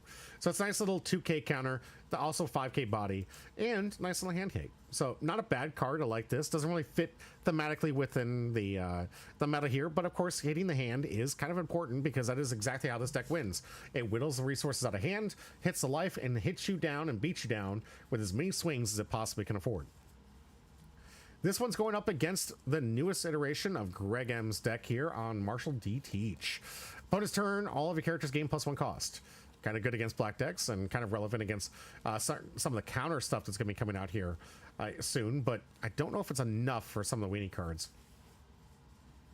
On opponent's attack once per turn, you may trash 1 card with trigger from your hand. Change the target of an attack from to this leader or to one of your Blackbeard type character cards. Very, very powerful card, especially since most of the cards in this deck have an on KO capability. They don't have blocker, but they have an on KO. So your opponent's already dissuaded from one attack into it. And now you get to control when they do that. So you get to turn these things into what we call pseudo blockers. Of course, we have Wiper to kill some of the weenies in the weenie matchup. But we have the Searcher with Lafayette. We got Vasco Shot. That allows us to draw a card and rest up to one of your opponent's characters of 5 or less. So we have an easy attack target to start starving if you want to. On KO, if your leader has a Blackbeard type pirates, get to 2 of your opponent's characters that cost 1 or less. Great answer. Good answers here for the the goofy decks and your Nell decks. Really good way to get around all those cheap cards that those guys like to play.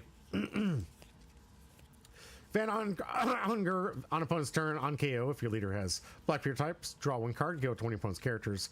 Cards -3,000 power during this turn, or leader. You got the copycat that is Katarina Devon.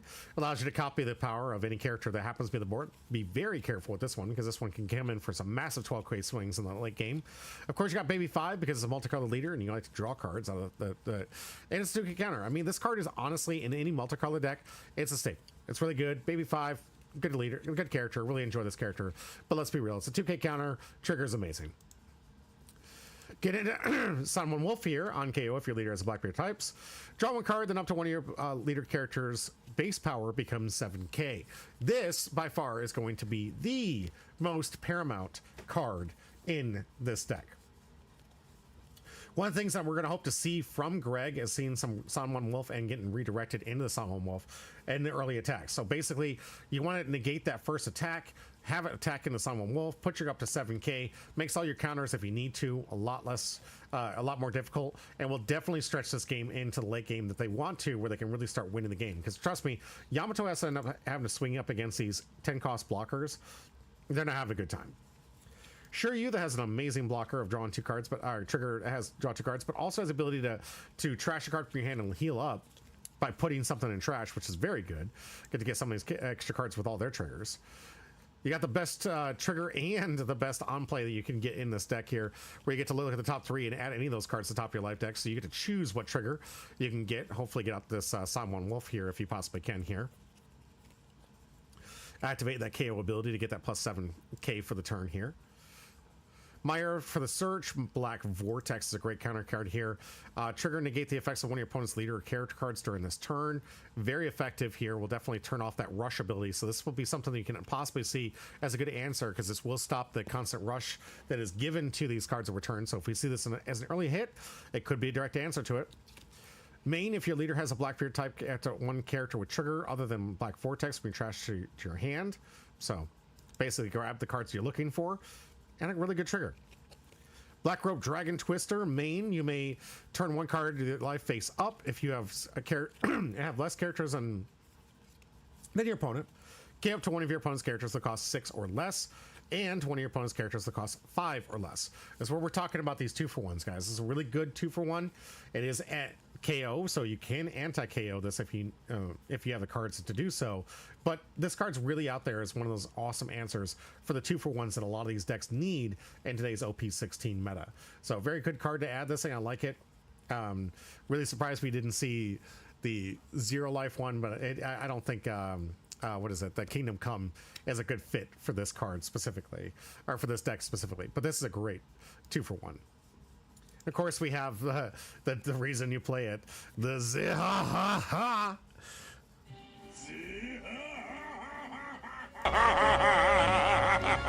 I was a little late on that volume here, but you get it.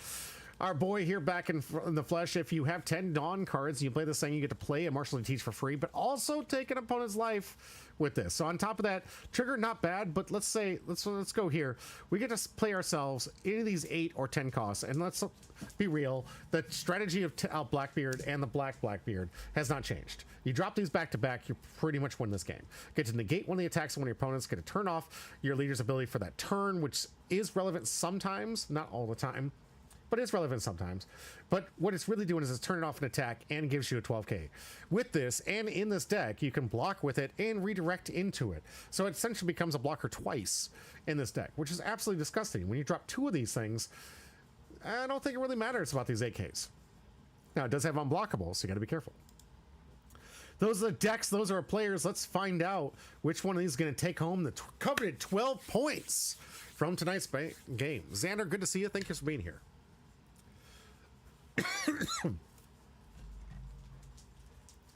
All right, players are shuffled up. My error, the start for Greg.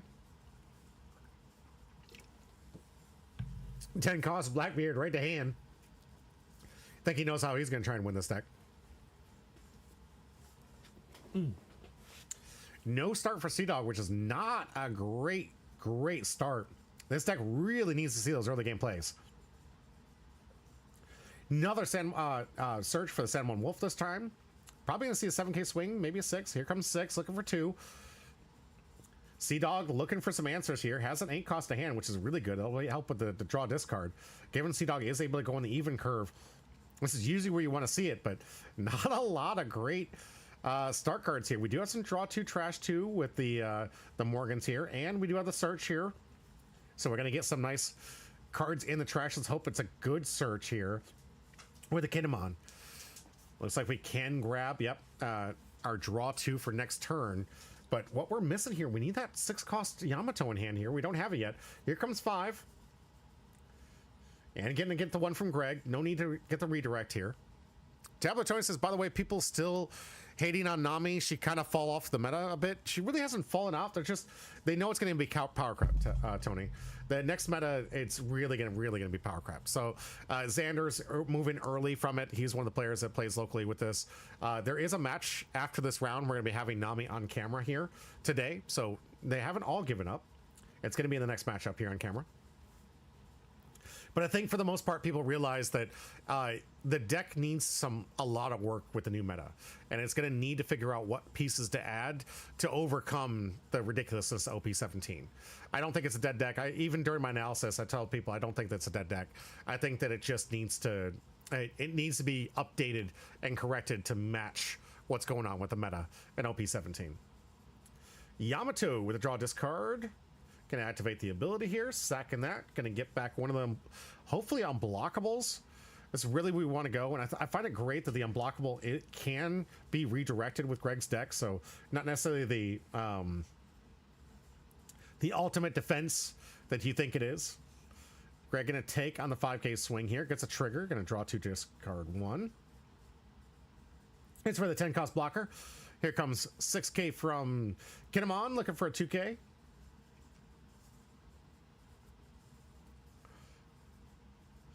Got it. And we're going to redirect and give minus 3,000 to the Yamato to make it just a 1k counter for this K, and has it. All right, back to Greg. Probably going to be looking to this board state. This Katarina Devon already can power itself up into an 8k swing. We'll see if Greg wants to go offense or wants to go for board. Going board, not the greatest option against Yamato, but you can get rid of this Kinemon and get one of those 6ks out of the way here. Going to go for the heal with the Shiryu. Into a Shiryu, see this combo all the time. Draw 2 cards on that trigger. Gonna go 6 to life, looking for a 2k. He's got plenty of 2k, Sea-Dog, but here she does. Gonna get, all right, another one of pieces. One of those pieces in the mail, so if we get to the late game, Sea-Dog's gonna be able to put off the combo for the Shinobu and Mononosuke combo here. Looks like we got 8k coming somewhere. I don't know where it's going. Hopefully, oh wow, going life. So we're going to see a massive discard here from Sea-Dog, countering out of that swing. And Greg already putting Sea-Dog in a back foot here. But let's see if we can get another turn of some massive swings here. Sea-Dog really needs to get this engine going. This or next turn, if we don't get this engine, this deck's going to fall too far behind, because Greg's going to be dropping these 10 drops like candy and getting around this deck. So looking for 6. Looks like we do have another Yamato. Alt-art even. That's really beautiful. Draw, discard. Get the engine going. Yep, got the 9 costs. The next turn, we could have a massive swing turn here. Getting our first 6k swing. Looking for 2. No, go looking for 3. Katarina Devon going to eat that up. 7 into life here. Going to get a draw 2 from Greg. Got at least an 8k swing left here. See if Greg has anything to say about that. Sadly, on the 9-dawn turn, so the Ziha not going to get much work. I think that's Ziha.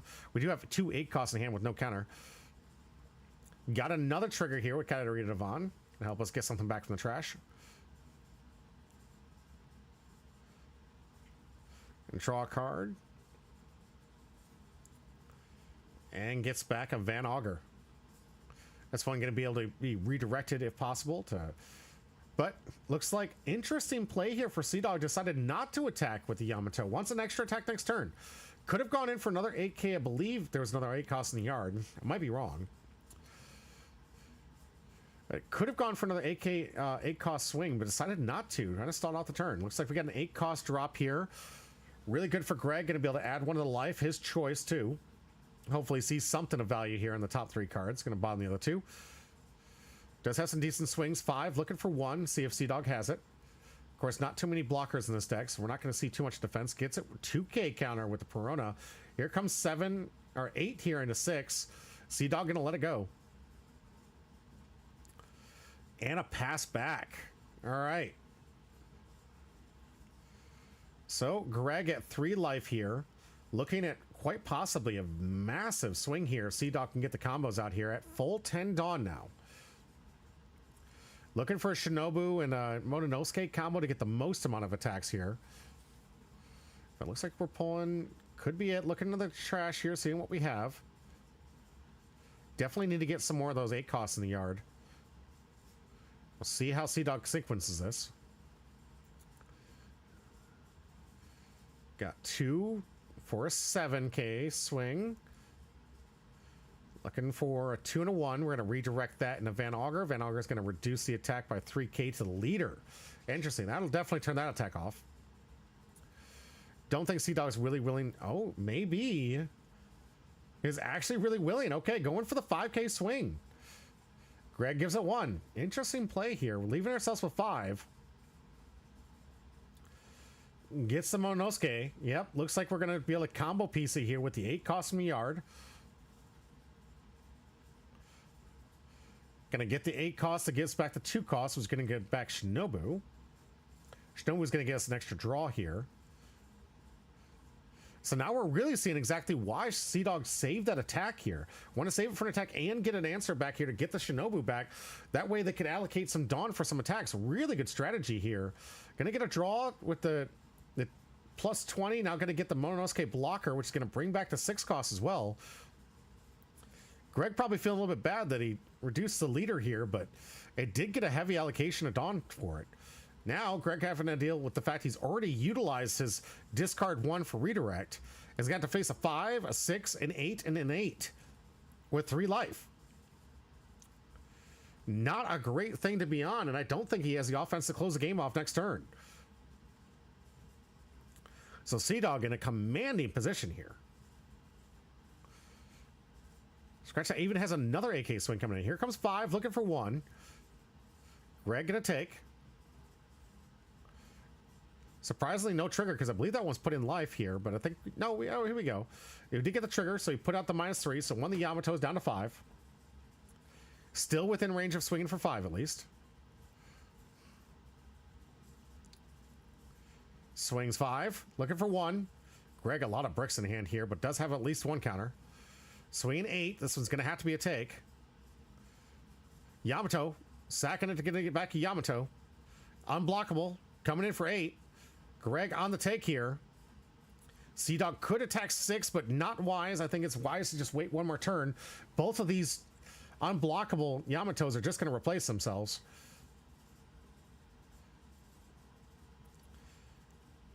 But with that many cards in hand, I really don't trust the idea of swinging again. Just try to get your swings out next turn.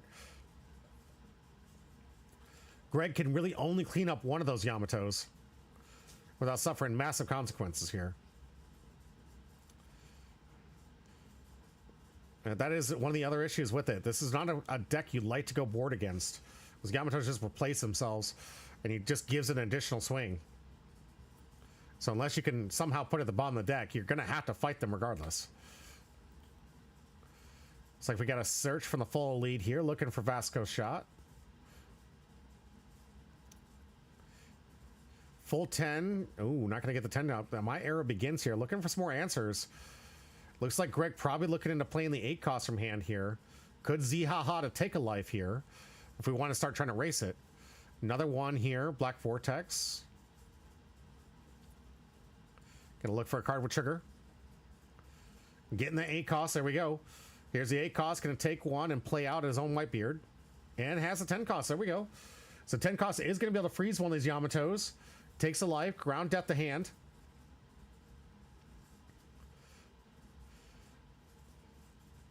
And yeah, Greg looking to turn off one of the non-unblockables. Which makes sense because Greg can redirect one of the other non-unblockables into a different character.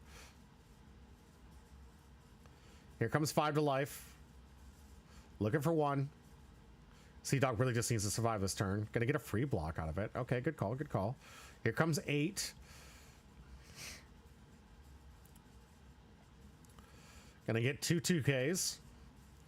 Coming another 10. Oh, no, no, no, no. Greg, no, no, no. We don't attack the... What? Oh, he negated the ability. He negated the ability. Okay, okay.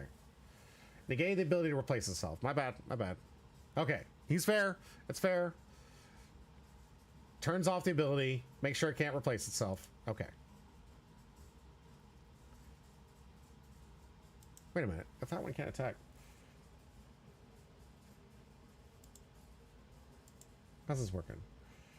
If your leader has a Blackbeard type, this character gains when played. Negate the effect of up to one of your opponent's leader during this turn. Negate the effects up to one of your opponent's characters, and that character cannot attack the next turn. So we can't negate.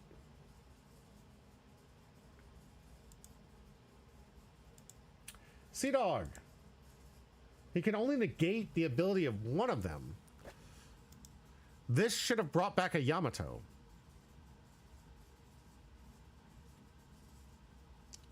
Am I missing it? Does she catch it? Goes to the draw. Because that wasn't an unblockable Yamato. So that should have brought back the 5. Now, had Greg killed this one that can't attack, it wouldn't have gotten it back.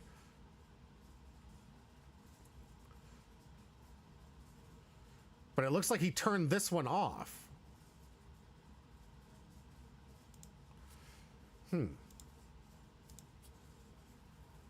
Interesting. All right, ground out the play.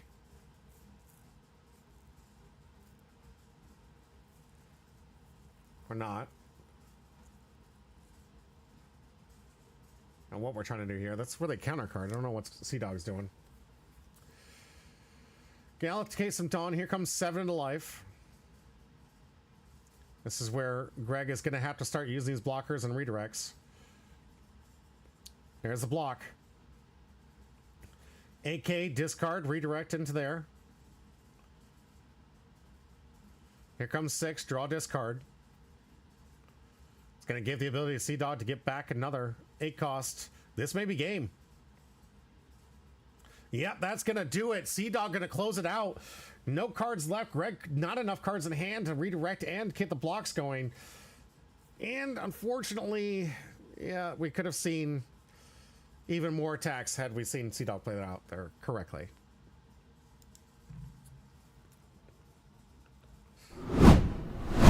Still very, very, very good match. I think right down when it comes down to it, Greg was unable to get the Songwon Wolf out there to get that 7k for the turns they really need for that turn, and didn't have the leader setting up for the massive swings. When Yamato can swing freely with those 5ks and not need to allocate too much Dawn,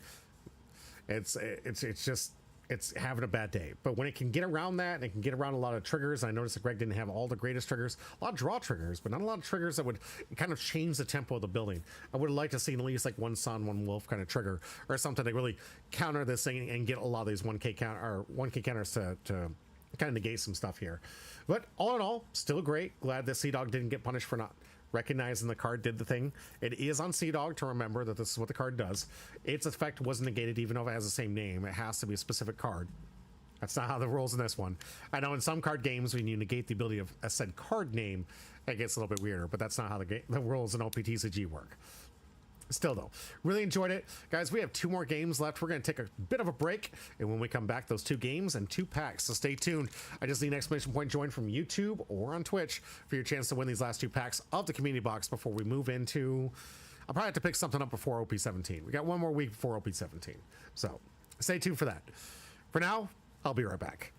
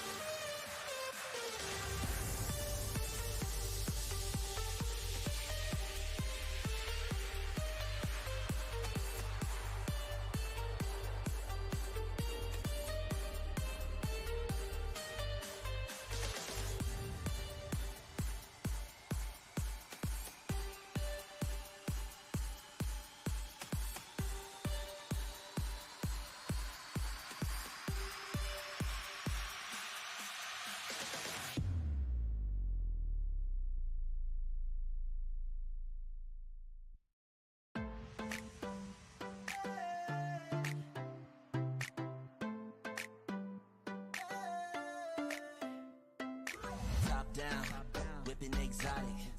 Mobbing with the click, we're just trying to see what's up now. Yeah, I heard you got the fix, so come and get up in the mix, little mama. Shake it up, you got vodka in the guava. We could turn a couple late nights to a saga. You know I got that room steak Yokohama, so leave your man at home with the drama. We don't keep it low key, turns up at your party. Squad so rude, we ready. Got my riders with me. They don't even know about us, but the girlfriends know about us. Tell me now, who can you trust? She come around just to feel that rush. Tell me what you know about. Tell me what you know about. Oh, nah, nah, hey. Tell me what you know about us. Oh, nah, nah, hey. It's all delirious. All the bodies getting sauce right now. Shorty, I'm curious. Why you let that man lock you down? Come and see what's on inside. Feels like Vegas when we vibe every night. Ooh, yeah, yeah. You can't deny it. We don't keep it low key. Turns up at your party. Squad so rude, we ready. Got my riders with me. They don't even know about us. The girlfriends know about us. Tell me now, who can you trust? She come around just to feel that rush. Tell me what you know about. Oh yeah. Tell me what you know about. Oh nah nah, hey. Tell me what you know about us. Hey. Just know my crew got the juice in the dough. You say you wanna roll, hop in the whip, let's go.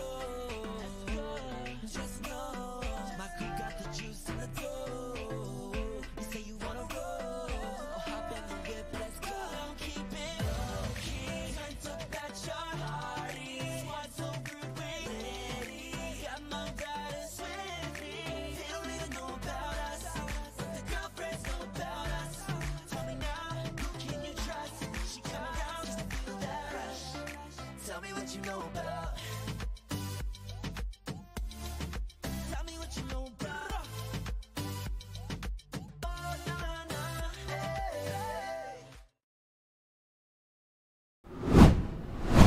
And welcome back to Humber Pie. I'm your host, Jimmy D, and we're here for round 3 of 4 for today. And our, amazing matchups we have left here. And this one is going to be a for sure banger. Someone already in the chat asking, is Nami not being played? No, Nami's still being played to this day. It's still a good deck. It's still good in this current format that we're in. But if you guys like us and seeing a lot of the things and trade with people, we're kind of moving away from it. If it's not a competitive event and we're really just trying to set ourselves up for success for the future, a lot of people have been moving and upgrading their decks because they know Nami kind of gets power crept in this OP17. Is it a dead deck? By no means a dead deck. I think the deck still has potential. I think it still has bits and pieces and cards, and it has its own blue, yellow, good stuff formula that makes it so viable in just about every single format. When you're playing with the best of the blue cards and you're playing with the best of the yellow cards, what it needs is an upgrade to find out what are those cards you need to add to. If there's any deck that has more tools and utility across the spectrum of decks that you can possibly play with, Nami by far has the most tools that you can add. It's insane. This deck changes modes all the time, by hand, by people. I constantly see people playing different versions of the deck, different cards and rotations of it, different strategies. There's so many different things you can do with this deck that it really makes the makeup endless. And it already has some amazing abilities on top of that. So with that, we're going to see this deck up round 1 against another deck that's been seeing some awesome power creep, along with the new starter deck that came out with the red-black Sabo deck. So with red-black Sabo getting a new starter with the new releases of those cards, there's some new Revolutionary Army cards that people are playing with, and I'm super excited to showcase it for you because this deck is pretty good. And as I said during my analysis that I did in the beginning half about what the meta is going to look like, I think Sabo has a good chance of staying relevant within our OP17. Not off the gate, but eventually. Out the gate, if you're trying to find something that's older, play something fast. Do what everybody does when the meta changes. Play the red aggro and beat him down, beat him face. But right now, we have 2 matchups, red-black Sabo versus blue-yellow Nami. Starting off with Nami. I'm sure you guys have seen this thing over and over again. I don't need to go over too much of this stuff. I'm just going to go over the basics. The biggest thing about this card is the fact that you have a Dawn underneath it. You can make this a 7k power for the turn. That is probably by far the most useful part of this fact. You do get to draw cards if you have 7 or less cards in hand when your opponent takes a life or you take a life during your turn. But that's kind of like, okay, I have a blue draw effect, and do remember it. Do remember you have that capability. What we're really worried about here is the 7k power. This makes a big difference. There's a reason why the new Roarnors or Reds being so expensive and so good in certain decks. There's a reason why the Shanks that gives plus 2k is so good and viable and still seeing a lot of play and making itself viable in decks. There's a good reason why the new Newgate pumps up to 8k on monocolor leaders. That's going to be so effective and so strong. Anything that can give the base power to your leader, this high jump into the 7 and 8k potential, is going to be rather effective in today's meta. And it's why this deck has been so oppressive. Now, on top of that, you also have a lot of things like life gain and life steal. You got life steal with the Nami here that you can play on play to take a life. You got life heal on Nico Robin and life steal on the attack if you decide to remove it. You've got Borsalino, that's a blocker that gives you some life gain. You got Kikinojo that you can play for free from life if they're at 3 or less life, which is most decks nowadays. You got the Thriller slot package that is still prevalent in most yellow decks and will likely even see some play in the Big Bomb deck, given going forward there that wants to add some of these cards and kind of some of those slots. Now, they don't get a bonus buff by the 10 cost Big Bomb, but they do have the potential of keeping and slowing the game down in the mid game, which is why we use this. All of this package right here is really just to ensure that the mid game can be slowed down for you to get to your big top end. So you can play things like Edward Newgate. You can play things like Gecko Moria to get the cycles going. You can play things like even Zeus's Kid that rests to take a life. This card's absolutely insane. A lot of this deck does a lot of the things of just taking life directly without having to attack and hitting your opponent. And then you've got cards like this sneaky little Sanji here that can give any character unblockable on play. And if you don't win that turn, you got a blocker. That's usually not how this card gets played. Usually this a beautiful, I believe it's a 2k. Yeah. Oh no, 1k.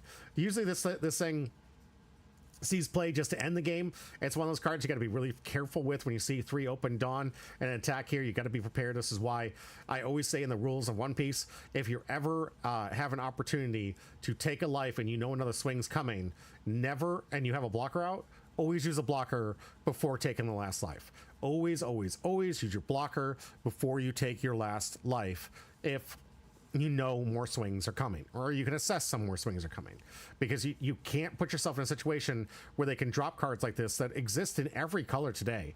There's Luffy's, there's other cards and colors that you can play on play that give character unblockable that will take the game away from you, and most of them see play because they're mostly 2Ks. So you have to be prepared. I mean, Goldie Roger is another one that you can think about and have to play around. If you get down to 0 life, they turn off your blockers. You have to be wary that when you're in a situation and you got to take your last life, but you still have a blocker up, use the blocker. Take the last life only when you absolutely have to.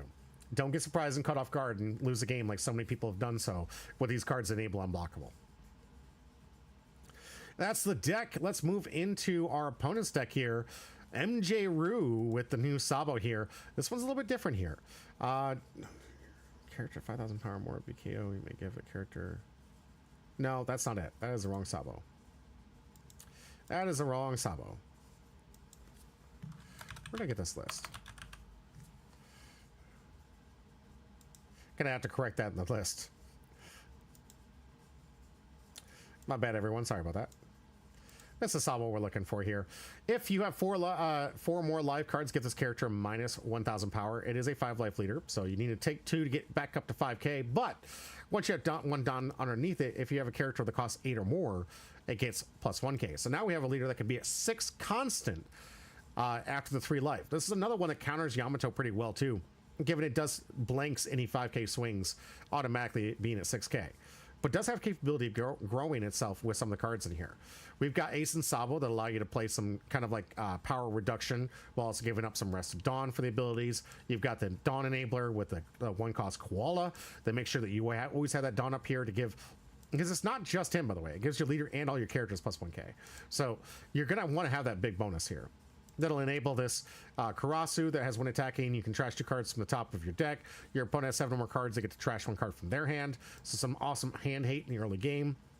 You've got this revolutionary blocker and a 4 plus cost, so it becomes the 8 cost you instantly need as early as turn 4 to start turning these things on, so you have a 6k blocker essentially. And on KO, if your leader's revolutionary type, KO up to one of your opponent's characters with a base cost of 4 less. Base cost. So all that plussing that you're going to see, this is actually going to be quite relevant against the black Luffy deck coming forward. You got the Sabo blocker here if your leader's revolutionary. It gains +4 too. So this is another one that enables the quick 8 cost as early as turn 4 and the forward on turn. I'm sorry, the second turn, forward on turn. On play, you may add 1 card to the top or bottom of your life cards to your hand. Give it to 1 of your rested onto your leader or characters. So you can, it's kind of an anti-starvation card. It's really going to be used to get the activation of this, but also plays well to try to get, if your opponent's deliberately trying to starve you and not get you down, or not trying to allow your leader to go back up to 5 or even up to 6k. This is a good way to just play around it. Get those cards into hand here and get your leader up, powered up as quick as possible. You got Morley, Revolutionary Army, another +4 cost, so another 8 cost enabler for your leader here. Koala, if your leader is revolutionary, +4 cost, another enabler. So many of these things in the early game are just great enablers for the 8 cost. On opponent's turn, on KO, play up to 1 revolutionary type character card with a cost 6 or less, other than Koala, or 1 Nico Robin card with 6 or less. You've got this 5 cost Koala that sadly can't come out here with this one, but does get +3 costs, so helps you with the 8 costs. You may place 1 card from your trash to the bottom of your deck, give up to 1 rested on to your characters and 1 or one of your characters. So quick activation, activate main once per turn. If you don't have the 1 cost, you got the 5 cost, and can make sure that you always have that rested on underneath your leader to get the activated ability. Another Karasu. You know, honestly, the one thing that's really getting me with the decks like this, you guys aren't playing the 4 cost Karasu. Why aren't you playing the 4 cost Karasu? I really don't understand why people, and you guys don't know what I'm talking about. It's a 4 cost red Karasu. On play and when attacking, as long as it's 7k, reduces your opponent's leader by 1k. That's extremely relevant, guys. I know you don't get to play the Revolutionary Bello Betty package that gets it out for free sometimes. Technically could, by the way. You still could, considering the Ivankov is not rotated out. It doesn't enable the 8 cost, but you have enough enablers for the 8 cost that you don't necessarily need those cards for the 8 cost. And when you put it in play, that -1000 is for the turn. So you put that out there, you -1000 power to your opponent's leader. Now all of your swings are 1k more powerful. And against the Nami, you can turn the Nami into a 6k permanently for the turn. A lot easier to swing into a 6k than a 7. Just saying. Especially when you're playing 6k bodies. So I'm really kind of confused when I'm not seeing more of the 4 cost Karasu in these decks. I digress. Especially with the monkey dragon that gets him back to... All right, I digress. If your leader is Revolutionary Army type, this character gains +3 cost. Cool. If your leader has a Revolutionary Army type, and your opponent has 5 or more cards in hand, your opponent trashes 1 card from their hand. So more hand hate, which is very, very good. This is why Linland's going to be so strong going to meta. So we're playing kind of into the Linland strategy of hand hate here. We have the Bartholomew Kuma. There's so many enablers in this deck. You don't need this many enablers. Like, you could play other cards. On play, go to 1 rested Dawn card to your leader. If then play up to 1 character 4,000 or less power and revolutionary type, which is good. I mean, this does play the other stuff, and it won't play the Karasu that I was talking about, but it will play a lot of other good stuff. Wait a minute, can I only play Karasu? Then play up to 1 character card 4,000 power or less. Oh, I can only play the Karasu or the Koala, I guess. Am I missing something? This isn't a bad card, but you should have more targets for this. Like, you're real... Is it trash, too? Hand or trash. Okay. Really leaning on having that Karasu. And you only have 2 of them, too. Alright. And where's the 6 cost dragon? Or 8 cost dragon. Alright. Well, this is their deck list, not mine. If you have 15 more cards in the trash, you get a -3 cost in this for the cost. You get a 3, basically a 3 cost blocker. We got a 2k. Good stats, really just a 2k. This card, I think, really needs to see itself in Bello Betty. I was playing Bello Betty the other day, and honestly, I did it because I was stuck with a random situation where I didn't have my decks on me, and I really should have had this. It would have probably helped me if I could have had it. I don't know if I would have seen it, but it is anti-removal, which is what you need in today's meta, and you definitely can't afford to get double removal. So, very good here. And then again, this thing is not susceptible to a lot of the removal is today, especially it being 8 cost. It dodges Electric Luna, it dodges the Gravity Blade, it dodges quite a few things actually with all the 8 cost stuff here. So I don't know. I mean, it's good you have this, but it's also kind of redundant since most of this stuff actually dodges the 2-for-1s that actually exist. You got a 7 cost Koala. This character gains blocker and +1 cost. On play, give up to 1 Rested Dawn card to your leader, then play up to 1 character 4,000 power less from your Revolutionary Army trash your hand.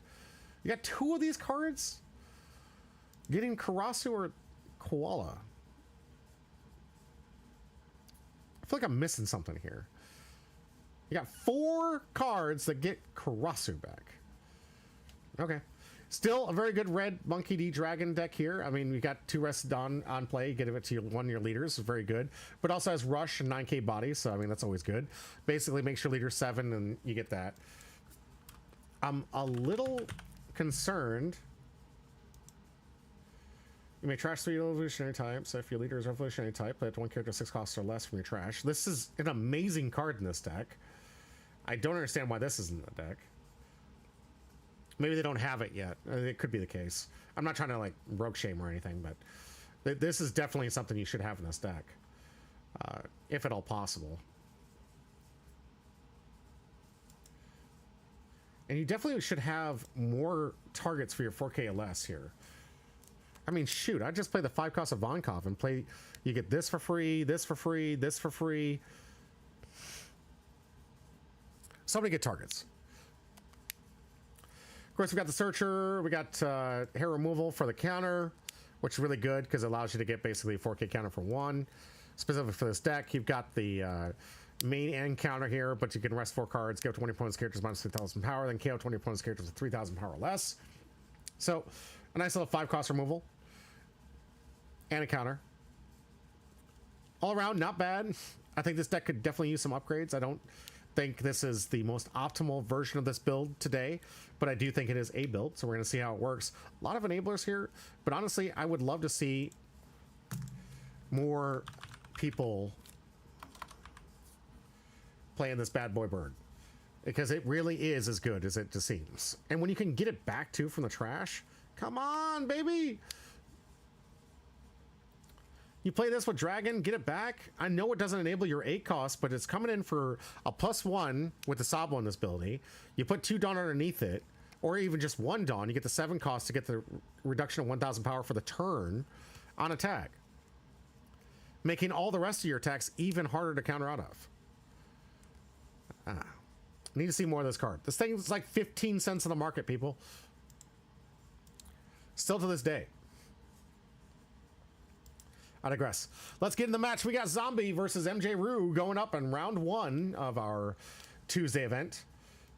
Aesop Luffy going to start things off. 2 for Zombie. We'll see if we get a start. We do. We get the girl. That'll give us the Rested Dawn enabler here. We'd recommend activating the ability regardless. Yep. And I'm going to pass back. We keep the leader ability active and ready to go. We can counter ourselves out of a 7k if we need to. Nice little discard would negate both these attacks if this leader was, or if this Aesop Luffy was a 2k. Looks like we do have some capability here. Potentially swing in. Our leader is still technically at 4k. So even with the swing, we're going to have 1 allocated Dawn here. It's like we got a counter defense card. We do have a 3 cost in hand here, so we could get our Karasu on board. We're just going for 6, which is an easy discard here for Zombie. We'll see if she gives it up. Yep. Perona the discard, getting the slop already online here. Getting the +2k. This should be it for MJ Rue. Probably gonna have, he's probably just gonna sit back with the defense.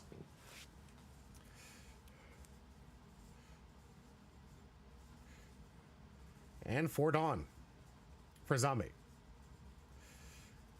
1 turn away from seeing our Nami play here, but we can potentially see some good swings here. Nice little 7k swing, maybe a 2 cost if we have another one to play. Not a whole lot in the 4 cost range. I mean, we guess we could play Hog back if we wanted to. kind of get that engine going if we wanted to. We do have the prone in the yard. Nothing to freeze just yet. See how Zombie wants to navigate this. Really good turn to start pressuring your opponent. But also has to remember, MJ just needs to take 2 hits to get that leader back up. And then you got a 6K problem.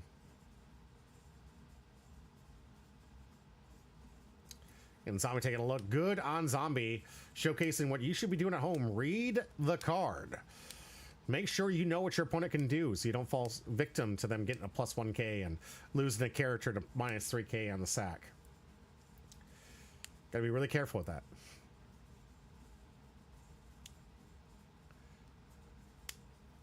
MJ likely holding on to the Karasu in hand here, likely because the card does say hand or trash, so great counter in hand, and can on top of that can come back with the cards. It looks like MJ has in hand.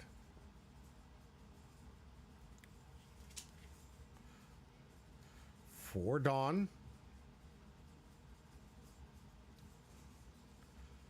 Oh, big 9K swing, easy take, 9 into 8 or 4, absolutely would take that, and a pass back.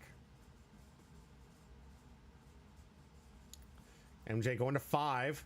Could be a good turn here to get maybe one of those plays to get the Karasu from hand to go a little bit wider here.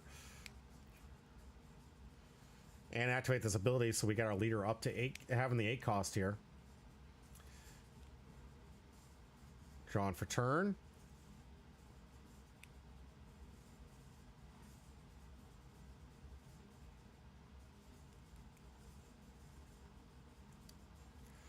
Let's see what MJ comes up with.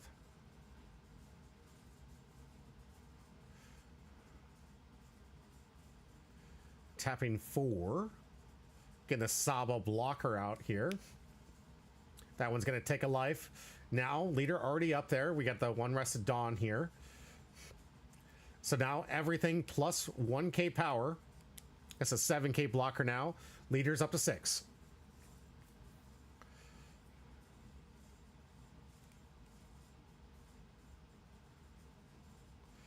Seven on attack if we do attack with this.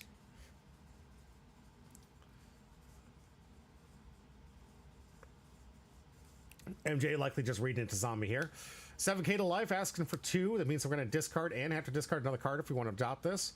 Also could start trying our luck on the triggers here to get the Thriller slot package rummaging through.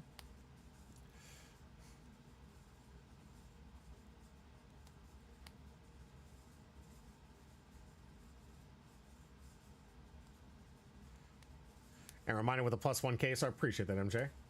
Hit, yep, and here comes back the Perona here. Guess I could freeze the Ace Sabo Luffy if it wants to. Can't do anything because I believe it's a cost restriction here, and Sabo is at 8. So is not going to be able to freeze anything with that ability, but does come up with a good body here for Zombie. The Zombie going to have to allocate some Dawn because his leader is at perma 6 now. So long as we have that 1 Dawn allocated, all these cards getting plus 1, all the characters getting plus 1K. We got some free blocks possible here. And Zombie here on the now 6 Dawn turn is likely going to be looking for a single play Nami to get that last activation of taking a life here. It's usually what you want to see from this deck. On this turn, dropping the Nami, take that last life, considering it has to be at 3 or less to get that life take. And gives a rested Dawn for the active leader. Here comes 6 in a life, looking for 1. Let's see if MJ finally gives us some counter.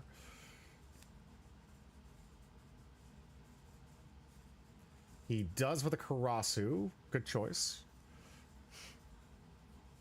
See if... Yep. This one does come back here. No, it's a 5 cost. Never mind.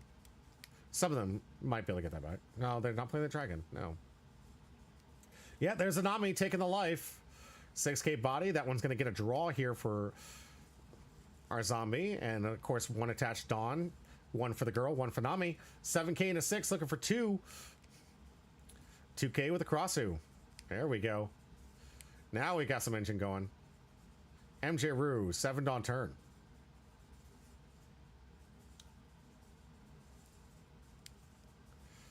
Gonna keep that one attached, it looks like. Draws for turn. More they'll play. More like could get us another play here. See what we want to do here.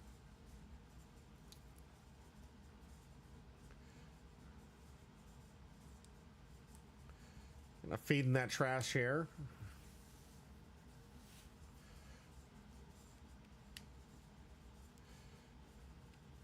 MJ probably honestly should have used the Sabo blocker to stop the Perona swing there.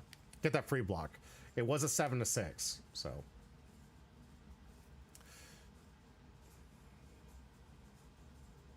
See if MJ remembers that. So always important to remember the buffs you're getting here. All right, Koala to play here. This one should be able to get back our Karasu, if I remember correctly here, and attach that extra Dawn.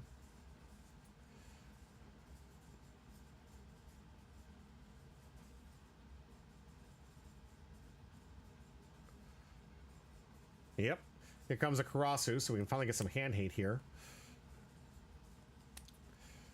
It doesn't have rush here, so it looks like we're probably only going to get one swing here from MJ. Still has some good defensive power here.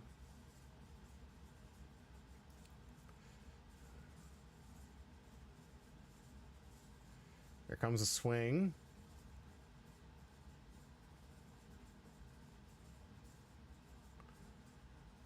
And for 7, looking for a discard and a card, or maybe life. We'll see us we get out of zombie here.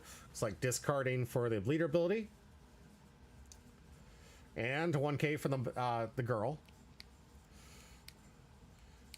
MJ probably not too willing to risk a blocker this early in the game, so he's going to have to pass back. But hopefully MJ remember we do have some free blocks here. All these characters now boost by 1K. Have 2 pieces that are pumping up my board to the 8 costs necessary for the leader ability. And now up to 7. This would be a good turn for Zombie to put out maybe a Nico Robin. That's typically the curve we see right here. Could also see a Blackbeard for an 8 cost to get out some more life and put something up there. Tapping 1. So it puts us back in a 7 range here. In for 6 and a 6. Could get a free block. If MJ remembers here. It looks like we're going to get 1 from the koala counter.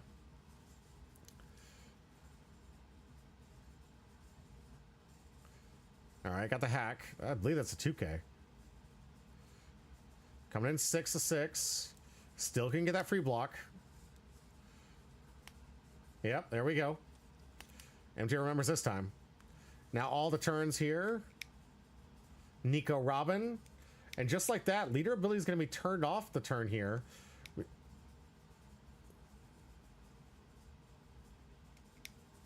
No, excuse me, I forgot girl can add. So we got the Dawn Allegation. 6 and a 6. Looking for 1. This one, 6 and a 7. That's not going to do anything. Yep, going to have to go life. So MJ having to give up 1 here. Yep, having to remind the board they are all plus 1K in this one. Gonna get the free block here from the koala. And pass back.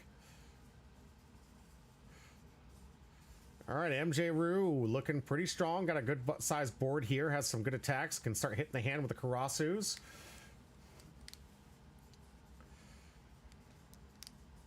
Got ourselves some potential removal here, but not a really great removal targets here. Perona on KO ability. The Nami on KO ability. Really bad. And not going to be enough to get rid of the Nico Robin. Could double combo to get rid of the Nico Robin, but you're going to have to take a life if you want to get rid of it. So not a lot of great options. I like the removal packages, but man, these yellow decks really punish you for trying to play removal. Got to bottom deck it, got to trash it, got to come up with some other ways besides KO. As these things do not do well against having to run up against these characters. See how MJ kind of navigates this one through. Got some decent attacks. Leader with 1 Dawn can pump up this entire board here by 1.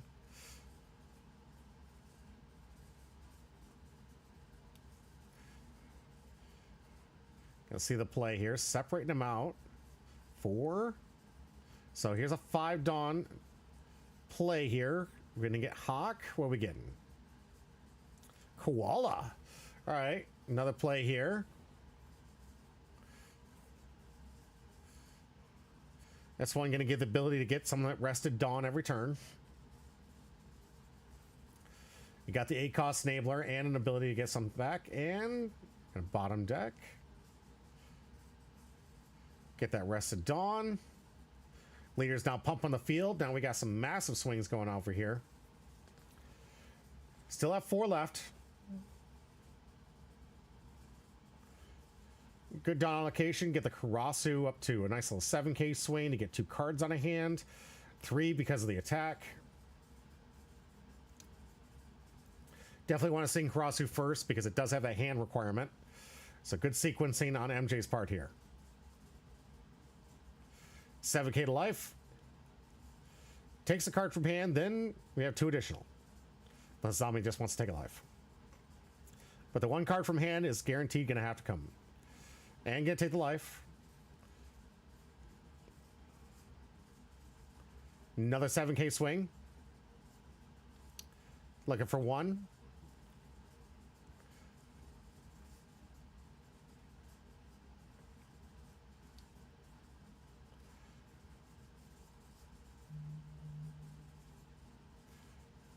See what zombie wants to give up here.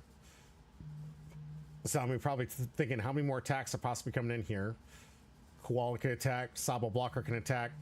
MJ does need to start protecting life here, though. Don't want to have a time where zombie can just start loading up some massive swings.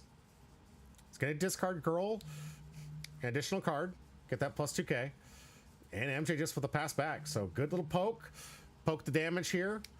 Good defensive plays as well. Down to 2 life, so zombie's still in the commanding lead at the moment. And his crossing probably not long for this world.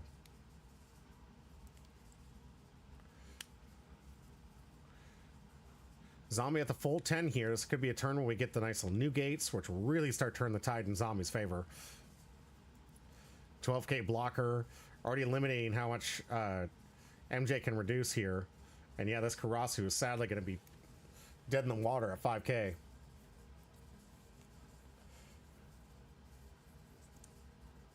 Here comes 5 and a 5, looking for 1. Yeah, I'd let that go.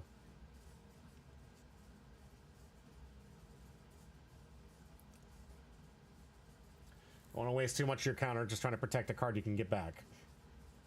I know it's good for the hand hate, but let's be real, guys. It's not going to really get more than 1 swing. All right. New gate off the table here with the allocation of that 1 Dawn. 7k coming into life. Gets a 2. The leader is at perma 6. Sending 2 more away aside for what looks like a 7k swing from leader. Another Nico Robbins, so we're going to get another 2 heal. And what a good sack there, too. Galdino out of life. That would have been a non-trigger. Drawing for leader effect here.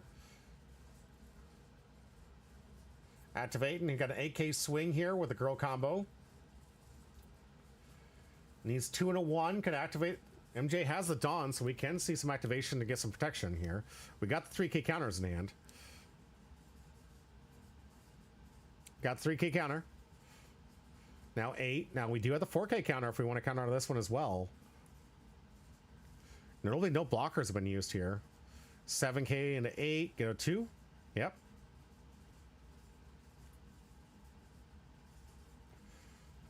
And that's probably going to do it for Zombie this turn. And back to MJ, who's still got this mountain to climb with 4 life. This is why this deck is so egregiously powerful. Just constantly feels like it's got this mountain to climb over.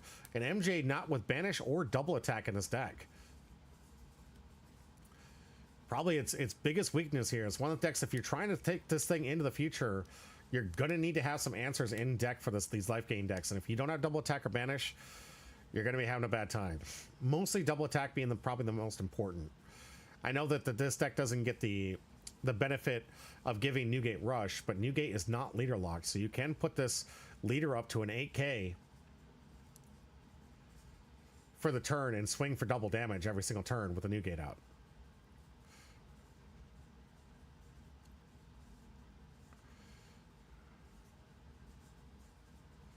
Set the activation quality, get some Rested Dawn here.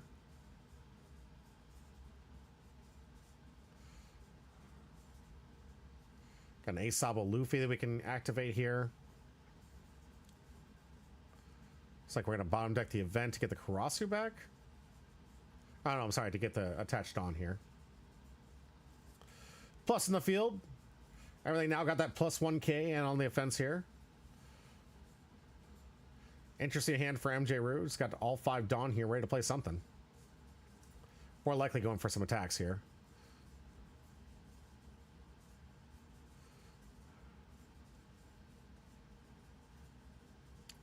See what kind of offense we can muster here. I believe that one just came into play. Am I wrong? No, the 4K came into play this turn. All right. Big swing here. Take a life here for zombie. No trigger.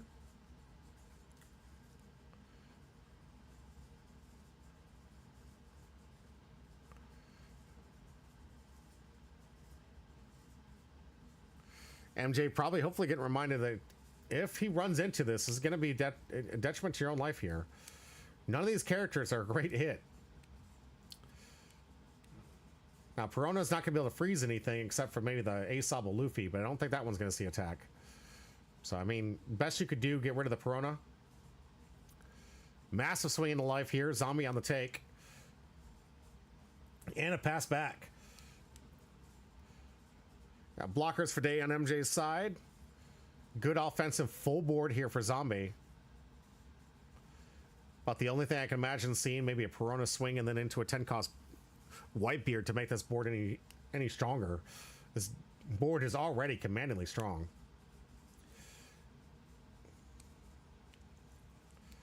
A girl constantly making sure we have the enabling for the Rested Dawn too. So imagine this could be a good offensive turn for Zombie.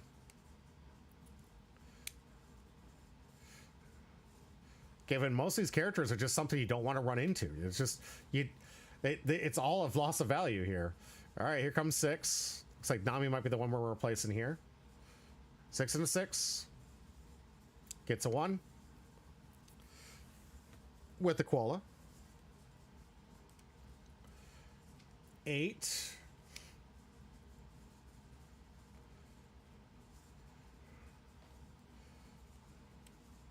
See if MJ goes for the take on this one.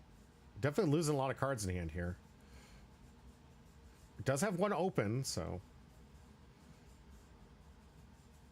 it's like we're gonna get the block with no counter.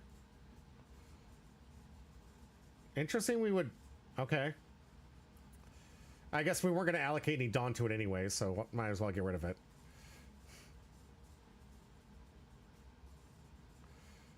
This leaves us with a draw 2 trash, and then we get to get a 10K and a 7K swing. Like I said, Newgate probably the best thing to be played right here. Could have used Girl to get one more Rested Dawn, though. We'll see if Zombie remembers to use that for maybe the Nico Robin, if it does go to characters. 7K and a 6. No free blocks, but we could block out in 1K. And some kind of conversation here with MJ. MJ is looking to take this one. But it's going to have that 10K coming up soon, so you got to be careful, MJ. Could see a block and counter, and then just a take on the 10. But Zombie's going to have the ability to basically clean the board if we want to. Yep. Yeah, on a take. Dragon, not a bad take on this hand. Actually, probably one of the best cards you could possibly have left here. But MJ's going to have to start playing offensive, because right now, you're not going to survive another turn. One card in hand for the Wink for defense. We got Dragon for the play. Dragon's going to attach the 2 to bust up the field here. If I'm MJ, it's got to be all offense now. We got 2 life to get through, and we've got to punch through.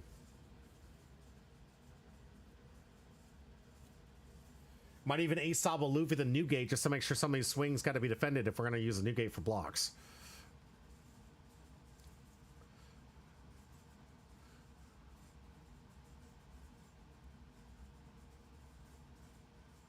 Here comes the 8, 2 rested underneath the leader.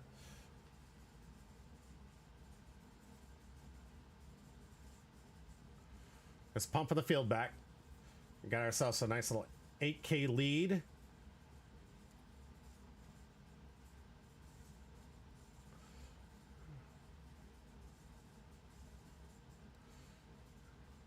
another Rested Dawn here, 9k. Still can reduce this Newgate to 6 for the turn, or to 9 for the turn.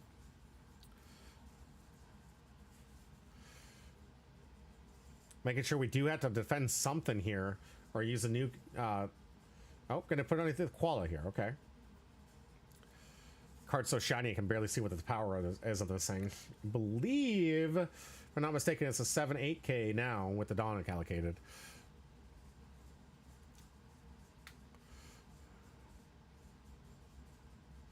We're gonna use a Sabalufi. It's got to be this turn.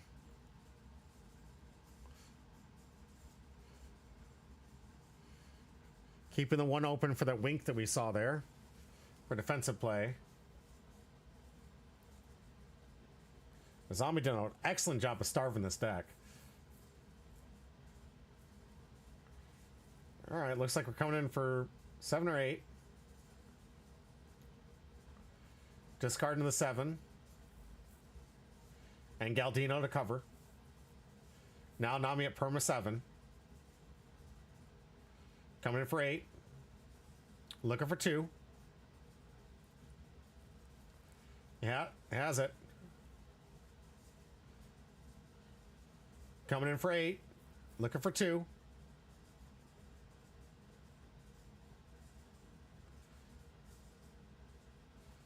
If zombie counters out of this one, this is no longer a viable option. Yeah, got to keep it up for defense. Free block here. Okay. There is a window. Is there? No, there is no window. There's no window end of the game here. No. No, there is no window. My bad. No. 9K's coming in. Easy take here for Zombie. No, one of those attacks had to have come through. Unblock. It would have.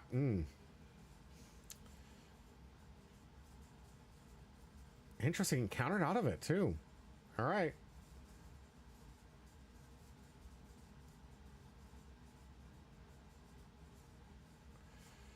Back to Zombie. Commanding lead. This should be it.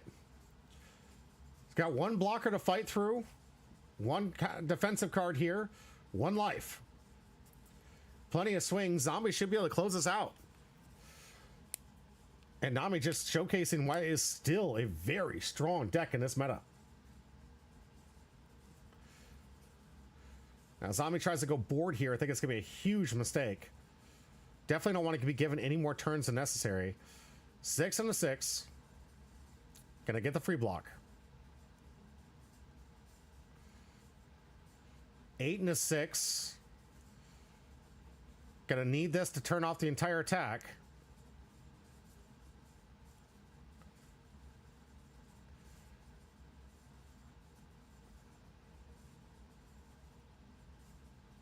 See, Bruhane, good to see ya.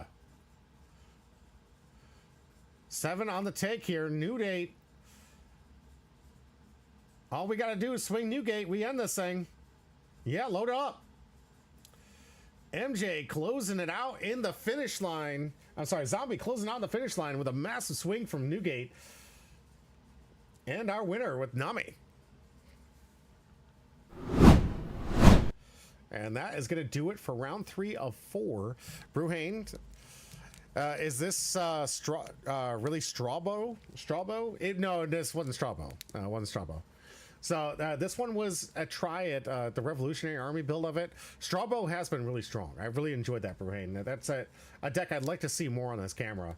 I know there are a couple people playing it. I haven't put it together yet because I should have. But I have this deck put together, but I haven't upgraded it since the starter deck. And there's some cards I was talking about that I really want to upgrade. But this was pure Revolutionary Army build. Trying out from MJ. I think MJ's trying something new here, trying out some sequencing. It looks like I could see some potential in the deck, but it's just there's too many enablers for the leader and not enough really good like go wide cards.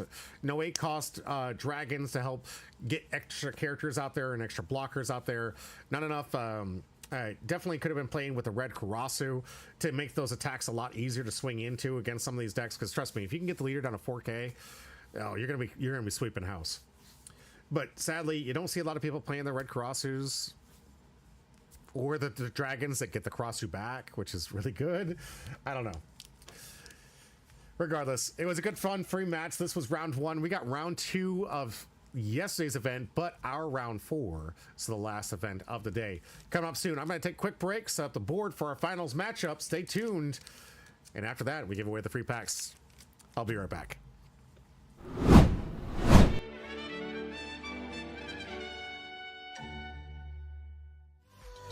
yeah, tell me what you know about us.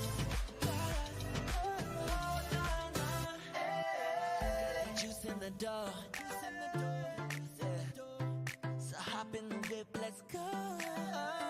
Yeah, they don't even know about us. Girlfriends know about us. Tell me now, who can you trust? She come around just to feel that rush.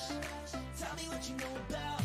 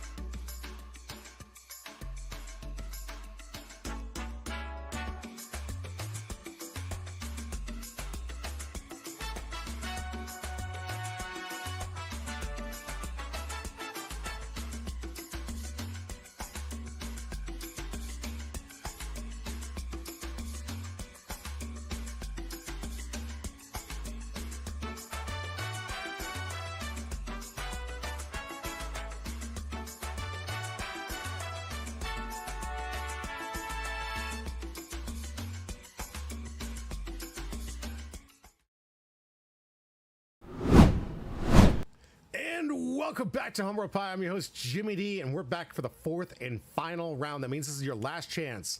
Hit that exclamation point join for your chance to win one of the 2 free packs we're giving away at the end of this stream here, which will be the end of this match. We got an excellent matchup right now. Porter and Squiz going head-to-head on the Monkey D. Luffy off. And the Monkey D. Luffys that are currently kings of our current format have been putting up some significant results around the world here today in this current new meta with these new starter decks. Of course, Goofy being one of them, because that Weenie Rush deck is still incredibly overpowered right now and definitely gets power crept out in the next set. I think honestly there is still room for it, but I wouldn't be playing it in its current form and the next format if I want to have a good time. On top of that, we have the red-green Luffy deck that is the Turtle deck, the deck that got a lot of actual benefit from the new starter deck that was supposed to be hoping starter deck Luffy 20, or 21 or something like that. It's like the really interesting that starter deck 21 really just powered up the Turtle deck into giving it exactly what it needed. A lot of good SRs, a stage, and we'll talk about all those cards that it got from the starter deck that kind of powered this thing up. But this deck really got a nice little glow up from all the additions that we got from these starter decks. So both these things definitely less on the impel down, Monkey Luffy getting a power up, but definitely nice to see this in the mid range here. We have the Turtle deck versus Goofy. Now let's get into our actual deck list first. Starting off with Goofy. For those who don't know, that's a blue-green. That's a nickname we've given it, the colloquial term we've given this deck. This one right here, as long as you have impel down characters, you get to restand 2. Typical green effect, no blue. Interesting, there's no draw cards, but we're going to talk about where the draw cards come in handy. And that comes with pretty much all the early games and the Weenie Rush that this deck has. Obviously, this one's going to help you search, but they can become a 6k power so long as you have 5 characters with different names on the field. Daw's Bones, giving you a nice little draw card that swings in for 6 when you attach a Dawn to it. You've got the biggest nemesis in all the deck, because this one grows to the attack of your leader. So if you plus it up to 8k, you give it a base power 7, you plus your Nami to a 7. This is a card that's kind of been answering those Namis, because it does just give you that 1k over just with one attached to it. So it makes it very easy to swing into those things without having to allocate too much Dawn into it. You have the Rest Galdina that gives 2 rested Dawn. You have the 2-cost 1k counter on play if your leader's impel down, rest up to one of your opponent's characters of 5 or less. So something that doesn't require too much allocation for Dawn, but also does some resting. You got the blue card that should be in like almost all blue decks right now. It's so good. Mr. 3 Galdino, freezing cards, sacking it, draw 2 cards, and freeze anything 9 costs or less per turn. It's just something you can't undo. Crocodile, which is an amazing blocker that allows you to protect your Galdino here, or the 2 costs anyways, and make sure you can keep that constantly swinging at your opponent, because you want to keep that alive as long as possible. Ivankov that plays them out for free. Buggy that plays the prisoners for free. The prisoners that you can play as many as you want, and they're 2k counters. Brook that gives you an extra attack. You're going to be sacking this most times than not, because of course you want to play around to make sure that this is the only non-impel down card you get in here. So you want to make sure you sack this to get the additional attack if you want to. And the attack you're usually going to give is to this unblockable boa that has the impel down on it. This one has a nice on-turn freeze effect, but after that, every single turn this thing can swing. You don't have to worry about blockers. You got the 0 cost to get some counter if we don't have any. You have some demon swords to rest some stuff, that Hody Jones on the stick. We have the I Know You're Strong, which is kind of like the replacement for Electra Luna, that rests 2 and freezes 2 for the turn. You've got the game ender finisher here with Let's Go to the Navy headquarters. This one, if you allow them to have 5 cards on the field with all different names, they're going to give you all the swing at you again, and it usually finishes the game pretty quickly. Usually this thing's usually one or 2 in most of the decks, because the deck draws so many cards that you're most of the time going to see this card. It is a 3k counter, but let's be real, it's going to be used for this end effect here. If your opponent's playing this against you, it's probably the end of the game. We have the 3-cost removal here that bottom decks one of your opponent's characters 4 costs or less. Very good as a 1-of. And of course the 2-for-1 that you should always fear in blue, Raging Tiger. This card is absolutely insane. The 2-for-1 that changes tempo really in your favor, gets rid of those blockers, those pesky mid-game counter pieces, and definitely allows you to start going wide and start punching your opponent in the face. Because everyone knows once you pull off a 2-for-1, the tempo is definitely in your favor. But this one's going up against the Monkey D. Luffy, the turtle deck, the one that says Dawn attached at 1 Dawn. Your Dawn becomes counter cards, up to 5 of them in ways. You get 10k and counter almost every turn, so long as you can keep 5 open. Starts off with the Monkey D's Garp Searcher, which is one of the best searchers in the game. Laboon against some protection, which is a very good protection card, and a 2k counter to boot. We got searching for Nami. So trying to make sure that we're getting the best cards of the deck. We have the Nico Robin with a flashback here. KO to one of your opponent's characters with 1 power or 1k power or less. This one's definitely been added for this matchup. Very good card. Allows you to start killing some of those weenies and stop the weenies from getting extra swings in here. Uchiha says, I know you mean Green Luffy, but every time you say Goofy, my brain goes, oh, yuck. Yes, indeed. It is just, it's a weird, I guess everyone was just getting their tongues twisted over Green Blue Luffy, and they were just like, Green Blue, Goofy. Let's go Goofy. Sanji, one of those pesky cards that gives a character unblockable for the turn. You get Nami, that's a great way to restand some Dawn and put out a blocker. You got Usopp that helps you with restanding Dawn. Sanji helps you restand some Dawn. Some necessary double attack, which is really good in this format. Doing the double damage with all that life gain, you need it. It needs to be in the deck, and this is one of the best, cheaper ways to get it. On play, if your leader is multicolor, you can set 4 active, so you got a nice little defense with this. Easy to defend this card as well in this deck, while also keeping the constant threat of double attack on your opponent. This thing had some rest and lock your blockers. This thing would probably be the most devastating card in the deck. You got Brook, of course, to get the extra attacks. This one doesn't need to be sacked because you can keep this one out, so you can swing with it and get the additional attack if you want to. We've got the new Monkey Luffy from the starter deck that gets Rush as long as you have 3 given Dawn cards, which is quite easy given all the cards in here. It is quite easy to get attach these Dawn when necessary to give it the Rush. But on play, really strong ability. For as many Straw Hat cards you have in the field, including your stage and including your leader, you give a character minus 1,000 power. So you can potentially give a character minus 7,000 power if you have a full board, and this is the last card you play. And it'll give you something you can just run into and get rid of pretty much any threat that might be of any concern this late in the game. Of course, we have the Roronoa Zoro, which gives a plus 2k, which is very important for this leader. Having a 7k and 10k counter to block to boot, it's a very, very difficult card for your opponent to deal with. And of course, has character rush, so long as your opponent has an 8k power. You got Demon Sword from the same deck. I know you're strong as well. Electric Luna to lock things down. Probably arguably one of the best counters in the deck with the Charleston, because not only does this 4k counter, it restands 3 to give you additional 6k in counter afterwards. And of course, Stage being the new addition where we get another Searcher and something that can constantly give some Rested Dawn. So this Stage is absolutely great and essential for making sure you always have that Rested Dawn underneath your leader and having that leader ability active and helping the other cards that need Rested Dawn to be active. So it's just a lot of great plays here, a lot of things you can play the characters out and freeze some things if you need to. And of course, you got almost every single turn a nice little 10k encounter. And we're going to see how this plays up against each other as these two titans of our game go head to head. Squiz versus Porter. Tell me now in the chat, who do you think is going to take this one down? Starting off a turn, do we have Stage? We do. Insta Stage here for Porter. Great start. A lot different from what we saw on Monday. Had a terrible beginning from his match that we saw in there. Just not seeing the cards he needed. But now, right off the bat, getting a Straw Hat. Nami, the add to hand, 2 to Squiz. Let's see if we get ourselves a nice little draw card and a weenie.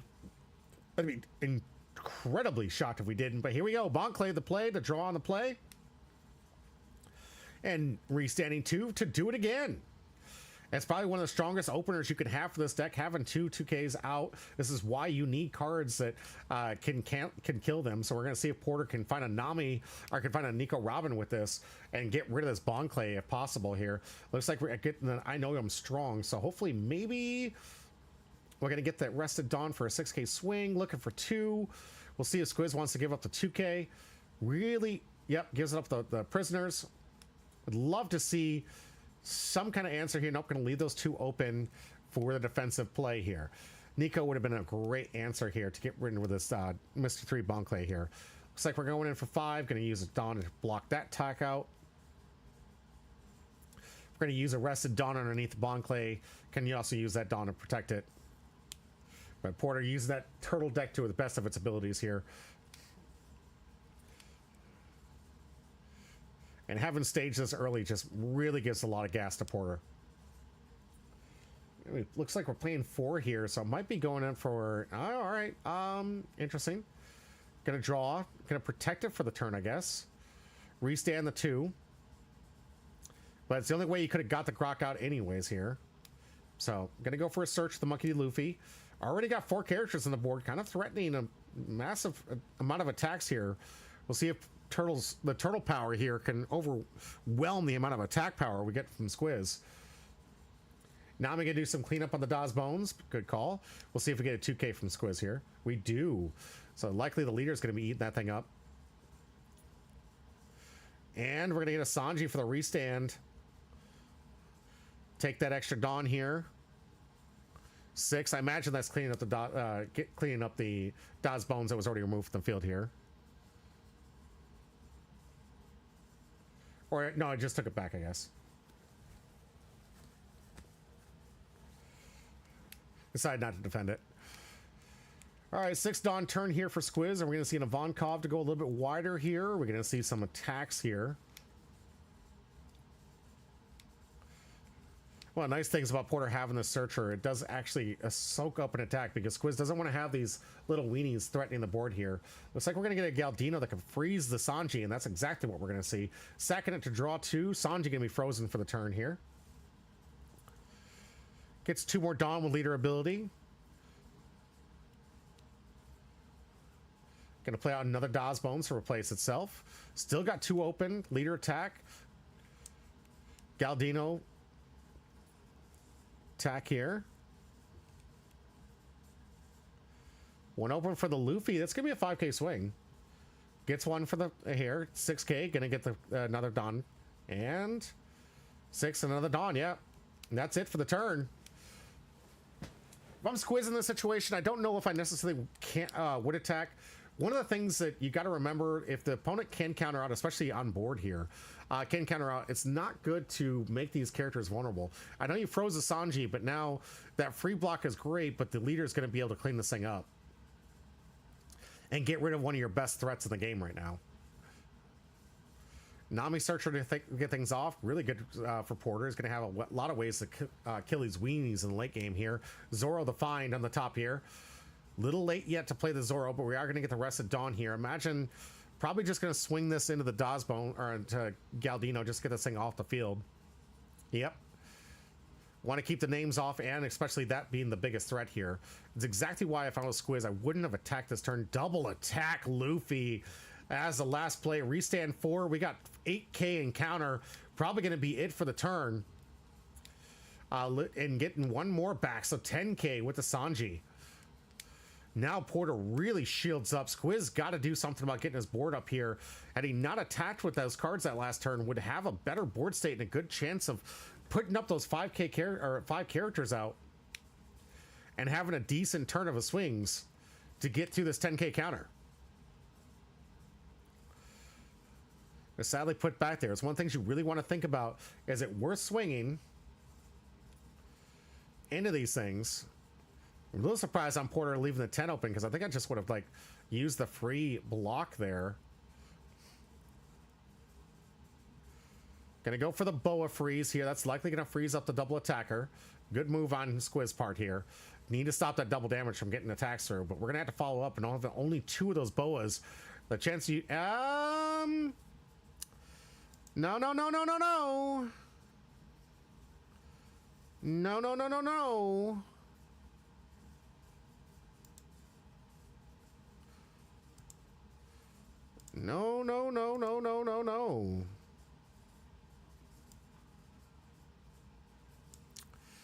That is not a legal target, sir.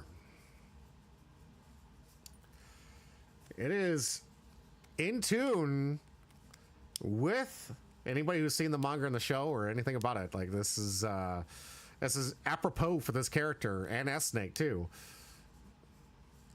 And Monkey D. Luffy is not frozen. Or should be. Let's see if they catch it. That's why it's important to read the card.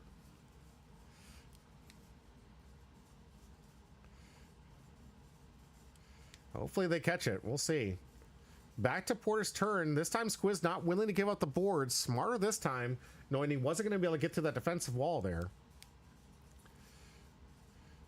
All right, 2 into Dosbones. It's going to clean it up here.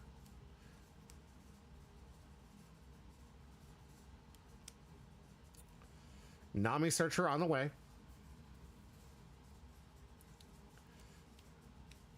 Gets card to hand. Can't quite see that one. Oh, so it's the Usopp here for a nice little restand if we want that. Porter playing out 5 for another Sanji. Perfect situation. This is exactly the kind of board state you want for this game. Porter with a commanding board state. Sanji's for the restands constantly for days. Looks like we're going to pay out Usopp, so we got all the Don we need. Constantly being restood at the end turn here. Activating stage, get the leader on here. Start swinging 6, gonna get a 2K. 7 in a life, looking for 2 and a 1. Gets the 3 cost. And restand 5 at the end. Porter with 10K counter. Curly, good to see you. Thank you so much for the exclamation point join. Monkey D. Luffy freed from a cage he was never in. This is why we read cards. We don't make Tony Chopper cry, everyone. Massive... What? Okay, there we go. I was like, what am I looking at here? All right, big swing here. 2 2Ks counted for the for the Don's quiz. It's given away. He's got 2 2Ks in hand.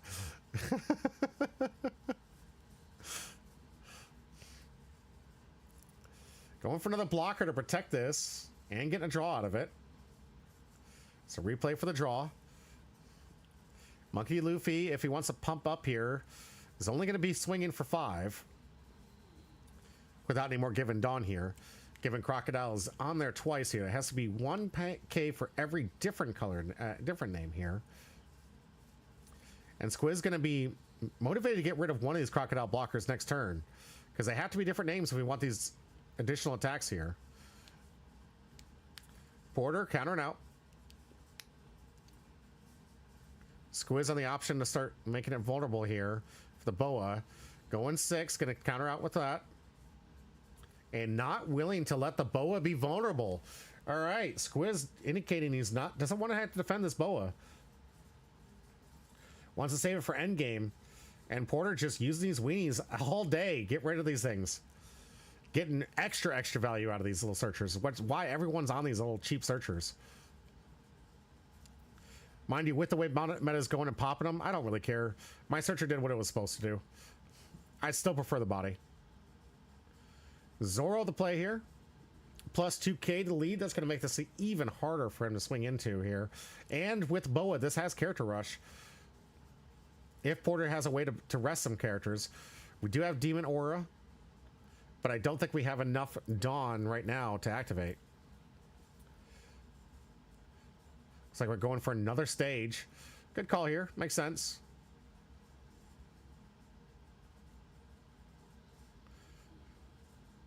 Gonna activate that stage. Get another one. Get another activation. Get another search.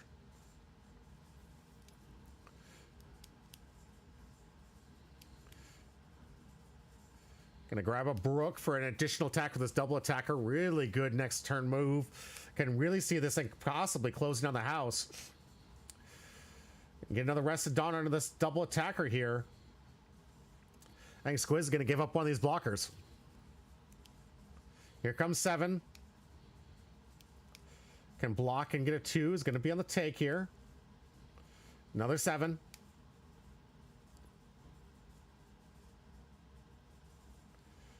Gives up a 2 and a 1. An 8.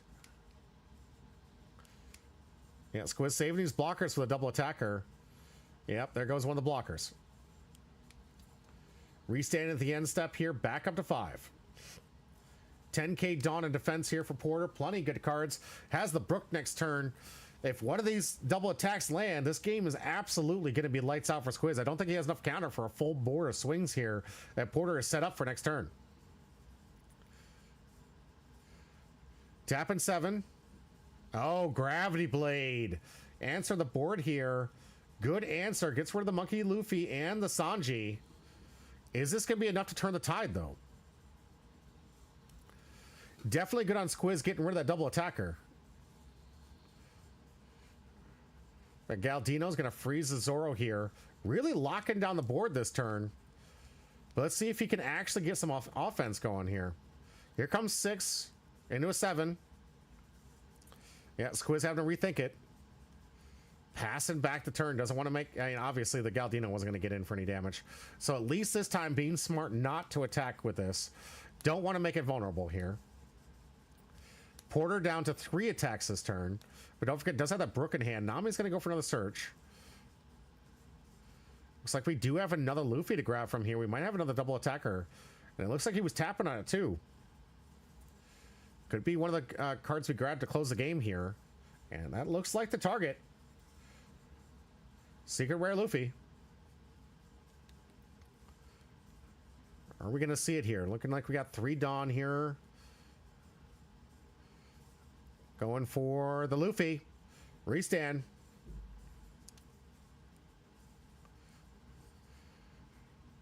So right, just like that, the double striker is back on board here. Rest of stage, get the leader ability active here. Definitely want to use some Dawn, some allocation. So on the restand effect here, we don't go beyond the 5. They are May effects, so you don't necessarily have to restand at the end turn. But Luffy does have a requirement of having only 5 Dawn open. You can't get any more than 5. So massive swing, 8K swing into life here. Squiz counters with a double 2. Here comes 9K. Porter just taking piece by piece out of hand here.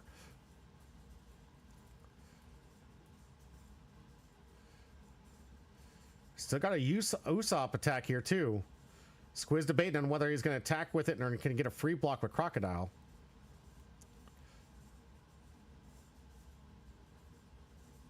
Is on the take.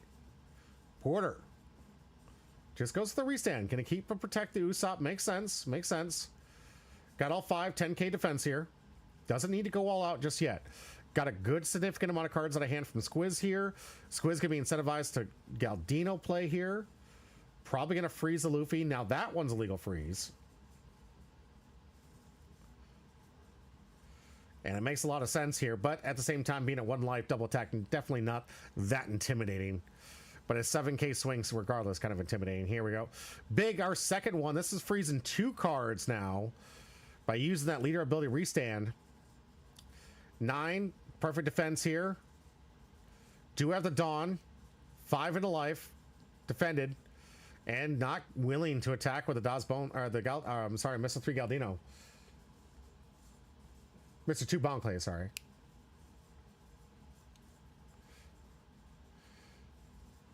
At Porter. Again, back at 3 attacks. Replaces the Searcher for a Searcher? No! Interesting. Going for the Rush Luffy here.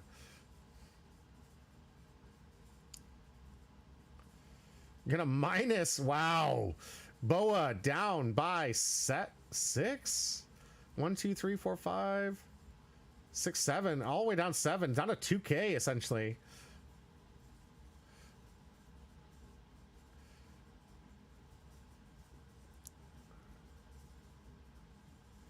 Gonna give the attached Dawn to give the Monkey Luffy rush. Usopp reducing yet again. This is a 2K. 6 and a 2. We'll see if Squiz gives up the block and protection, but I don't think, yeah, it's not gonna last very long. Here comes 7. And a life here. Can give a block and a 2. Gives a 2K. Another 7. Can give a block and a 2. Is likely gonna have to face this 9 for the last life though. 20. Yep, got you added. Thank you so much for that. Count it out. All right, this is gonna take the last life. Did we get triggered? No, I didn't see it. All right. All right, Squiz, this is it.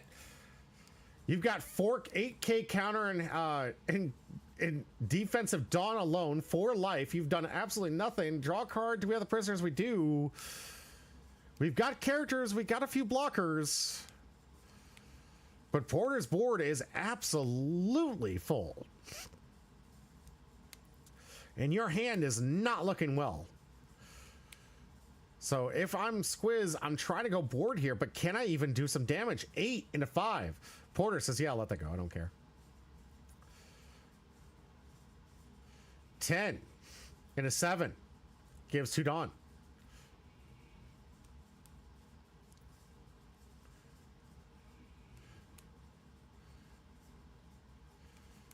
Galdino, I'm sorry, Bonclay, the only attack left. Oh no, we're gonna get those shields down with a crocodile.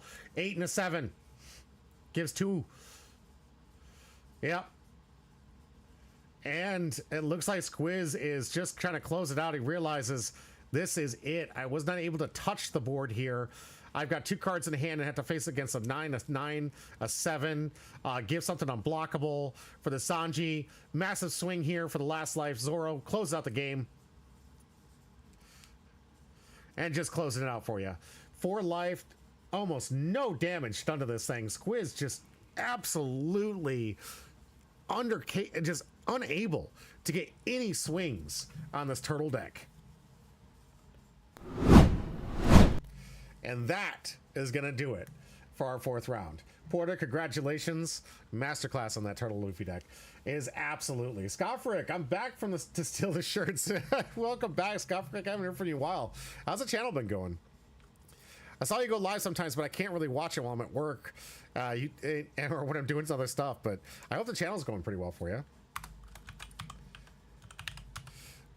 Thanks to exclamation point join. Curly, getting you added on. We've got all the names I've seen so far. It's your last chance, exclamation point join, to get yourself one of these free packs. But the wheel is set.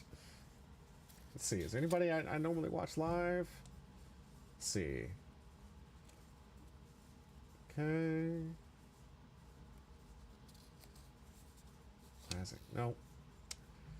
No, none of my normal guys are live, so not a whole lot of raid potential. Let's see what's open on the One Piece card game. Who's live? Chat. I guess we can raid Sapphire.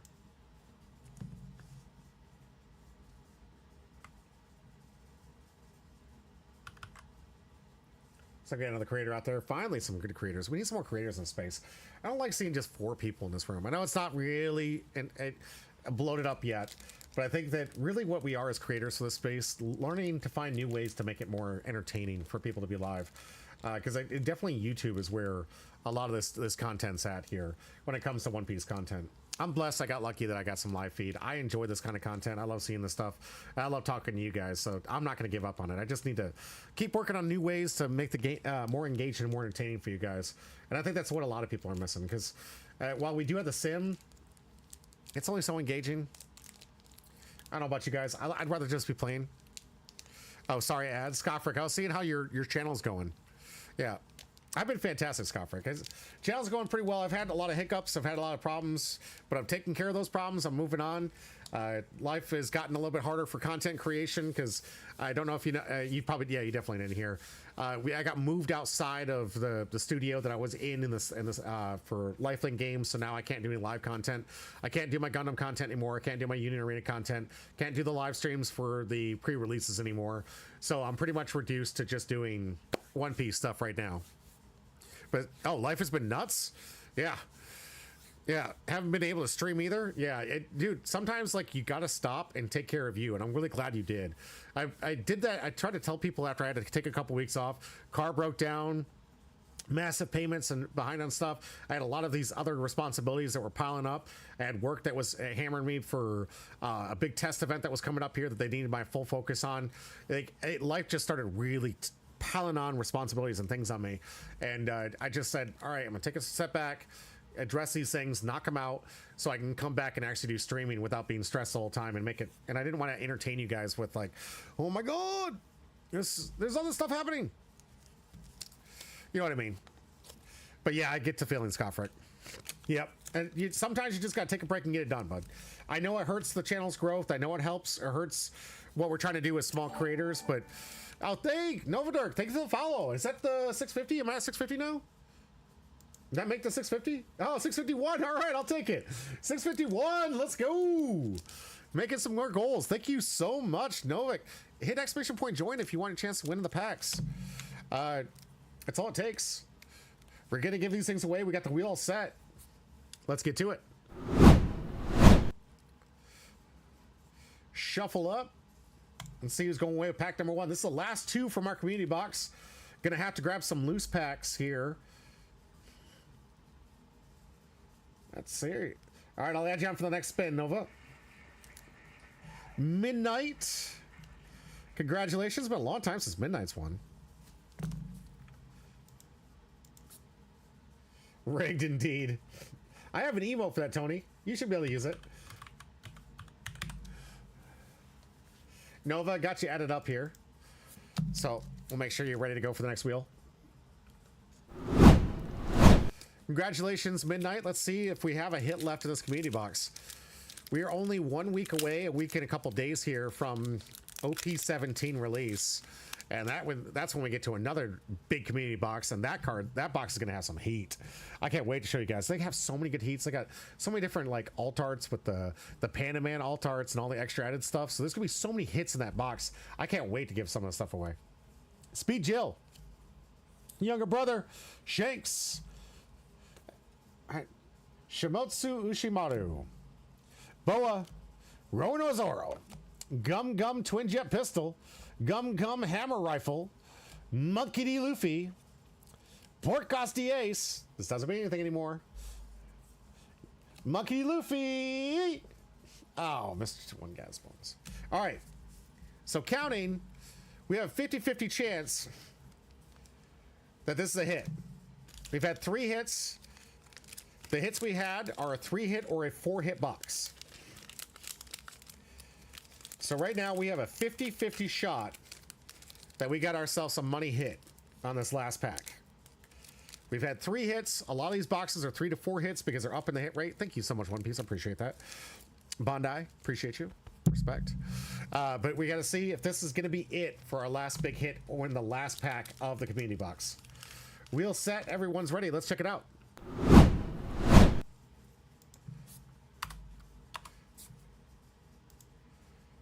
Last spin of the night before we do the raid.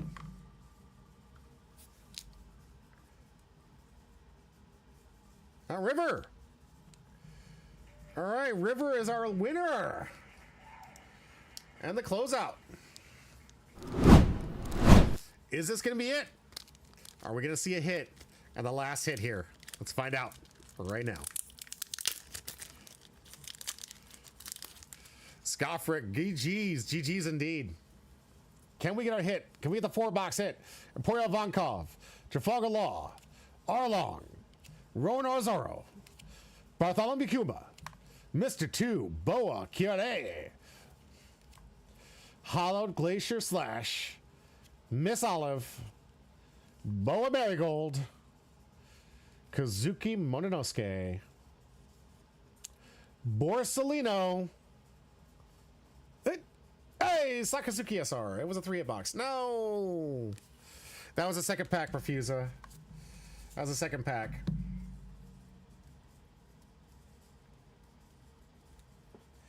Oh, it was Bruhane that was on here. Refusa, you just missed it. Devs, congrats to our winners. Congrats to our winners indeed. I was really hoping for a 4-hit box. I was really hoping, but it was sadly just a 3-hit box, guys. All the hits got taken right in the beginning. But we are 1 week away from the new community box. So what I'm going to do is I'm going to get some packs. I'm going to beg Daddy Lifelink for some loose packs I can pick up for you guys. So I have packs for next week. Need to pick up 4 packs for you all. It's going to be loose packs from a different box. It's not the community box because I can't do a community box because I want to do a community box for the new set when it releases. So to time it right, I already have a box set aside reserved for you for OP17. So thank you, Lifelink, for allowing me to reserve that box and get that thing ready for you. We have a box to give away for the new season, our 7th season, and massive hit possibles. We got silver mangas and and silver hits and gold dawn and silver dawn and alt arts and all kinds of craziness in this set. So we got a lot to give away. If you haven't followed yet, please hit that follow button and get those notifications on, because every Monday and Wednesday I will be doing some One Piece content, and I will be giving away some awesome hits that I'm hoping to turn into clips, because your boy needs 12 million views. Thank you, YouTube. Refuser, I'm excited for the 2 Dawn from the pre-releases. That too, the pre-releases are gonna be great. Some of those I might be able to give away if I get some extra packs, because I'm registered for all the pre-releases. We got 3 pre-releases at Lifelink Games, so looking forward to it. Let's see if I could take one down like I did last time. I played for real one time last week, and I was able to, our last pre-release, and I was actually able to win it. You guys might have seen it. If you guys go back and watch the pre-release on camera, I was giving wins away and letting people take the packs and giving wins away. I can't do that anymore. So because I can't go live anymore, so no more free packs going live and doing the pre-releases, but that means I can play all the events for real and see how many of those winner cards I could possibly take away. All right, we got a raid to go. Now I don't want you guys thinking that I'm being like a little hubris, if you will, saying that I'm guaranteed to win when I play for real, but I will say playing 3 times for real does increase my chances of actually winning one. So we'll see. We got a good raid here. Let's say hi to Sapphire. I've never met this person. We'll see. Hopefully no swears and good family-friendly chat. Thank you all for being here. It's always been a blast. Make sure that you just tune in every single time that I go live. I'm giving away free stuff. And if look out for those shorts, guys. Help me get those 12 million views for me to finally make a penny from YouTube. Yes, Tablet. Yes, they are. I just need to win 1 of 7. Yeah, signed. Good luck. I hope you hit it. Seriously, good luck. As always, everyone, stay hum, bro.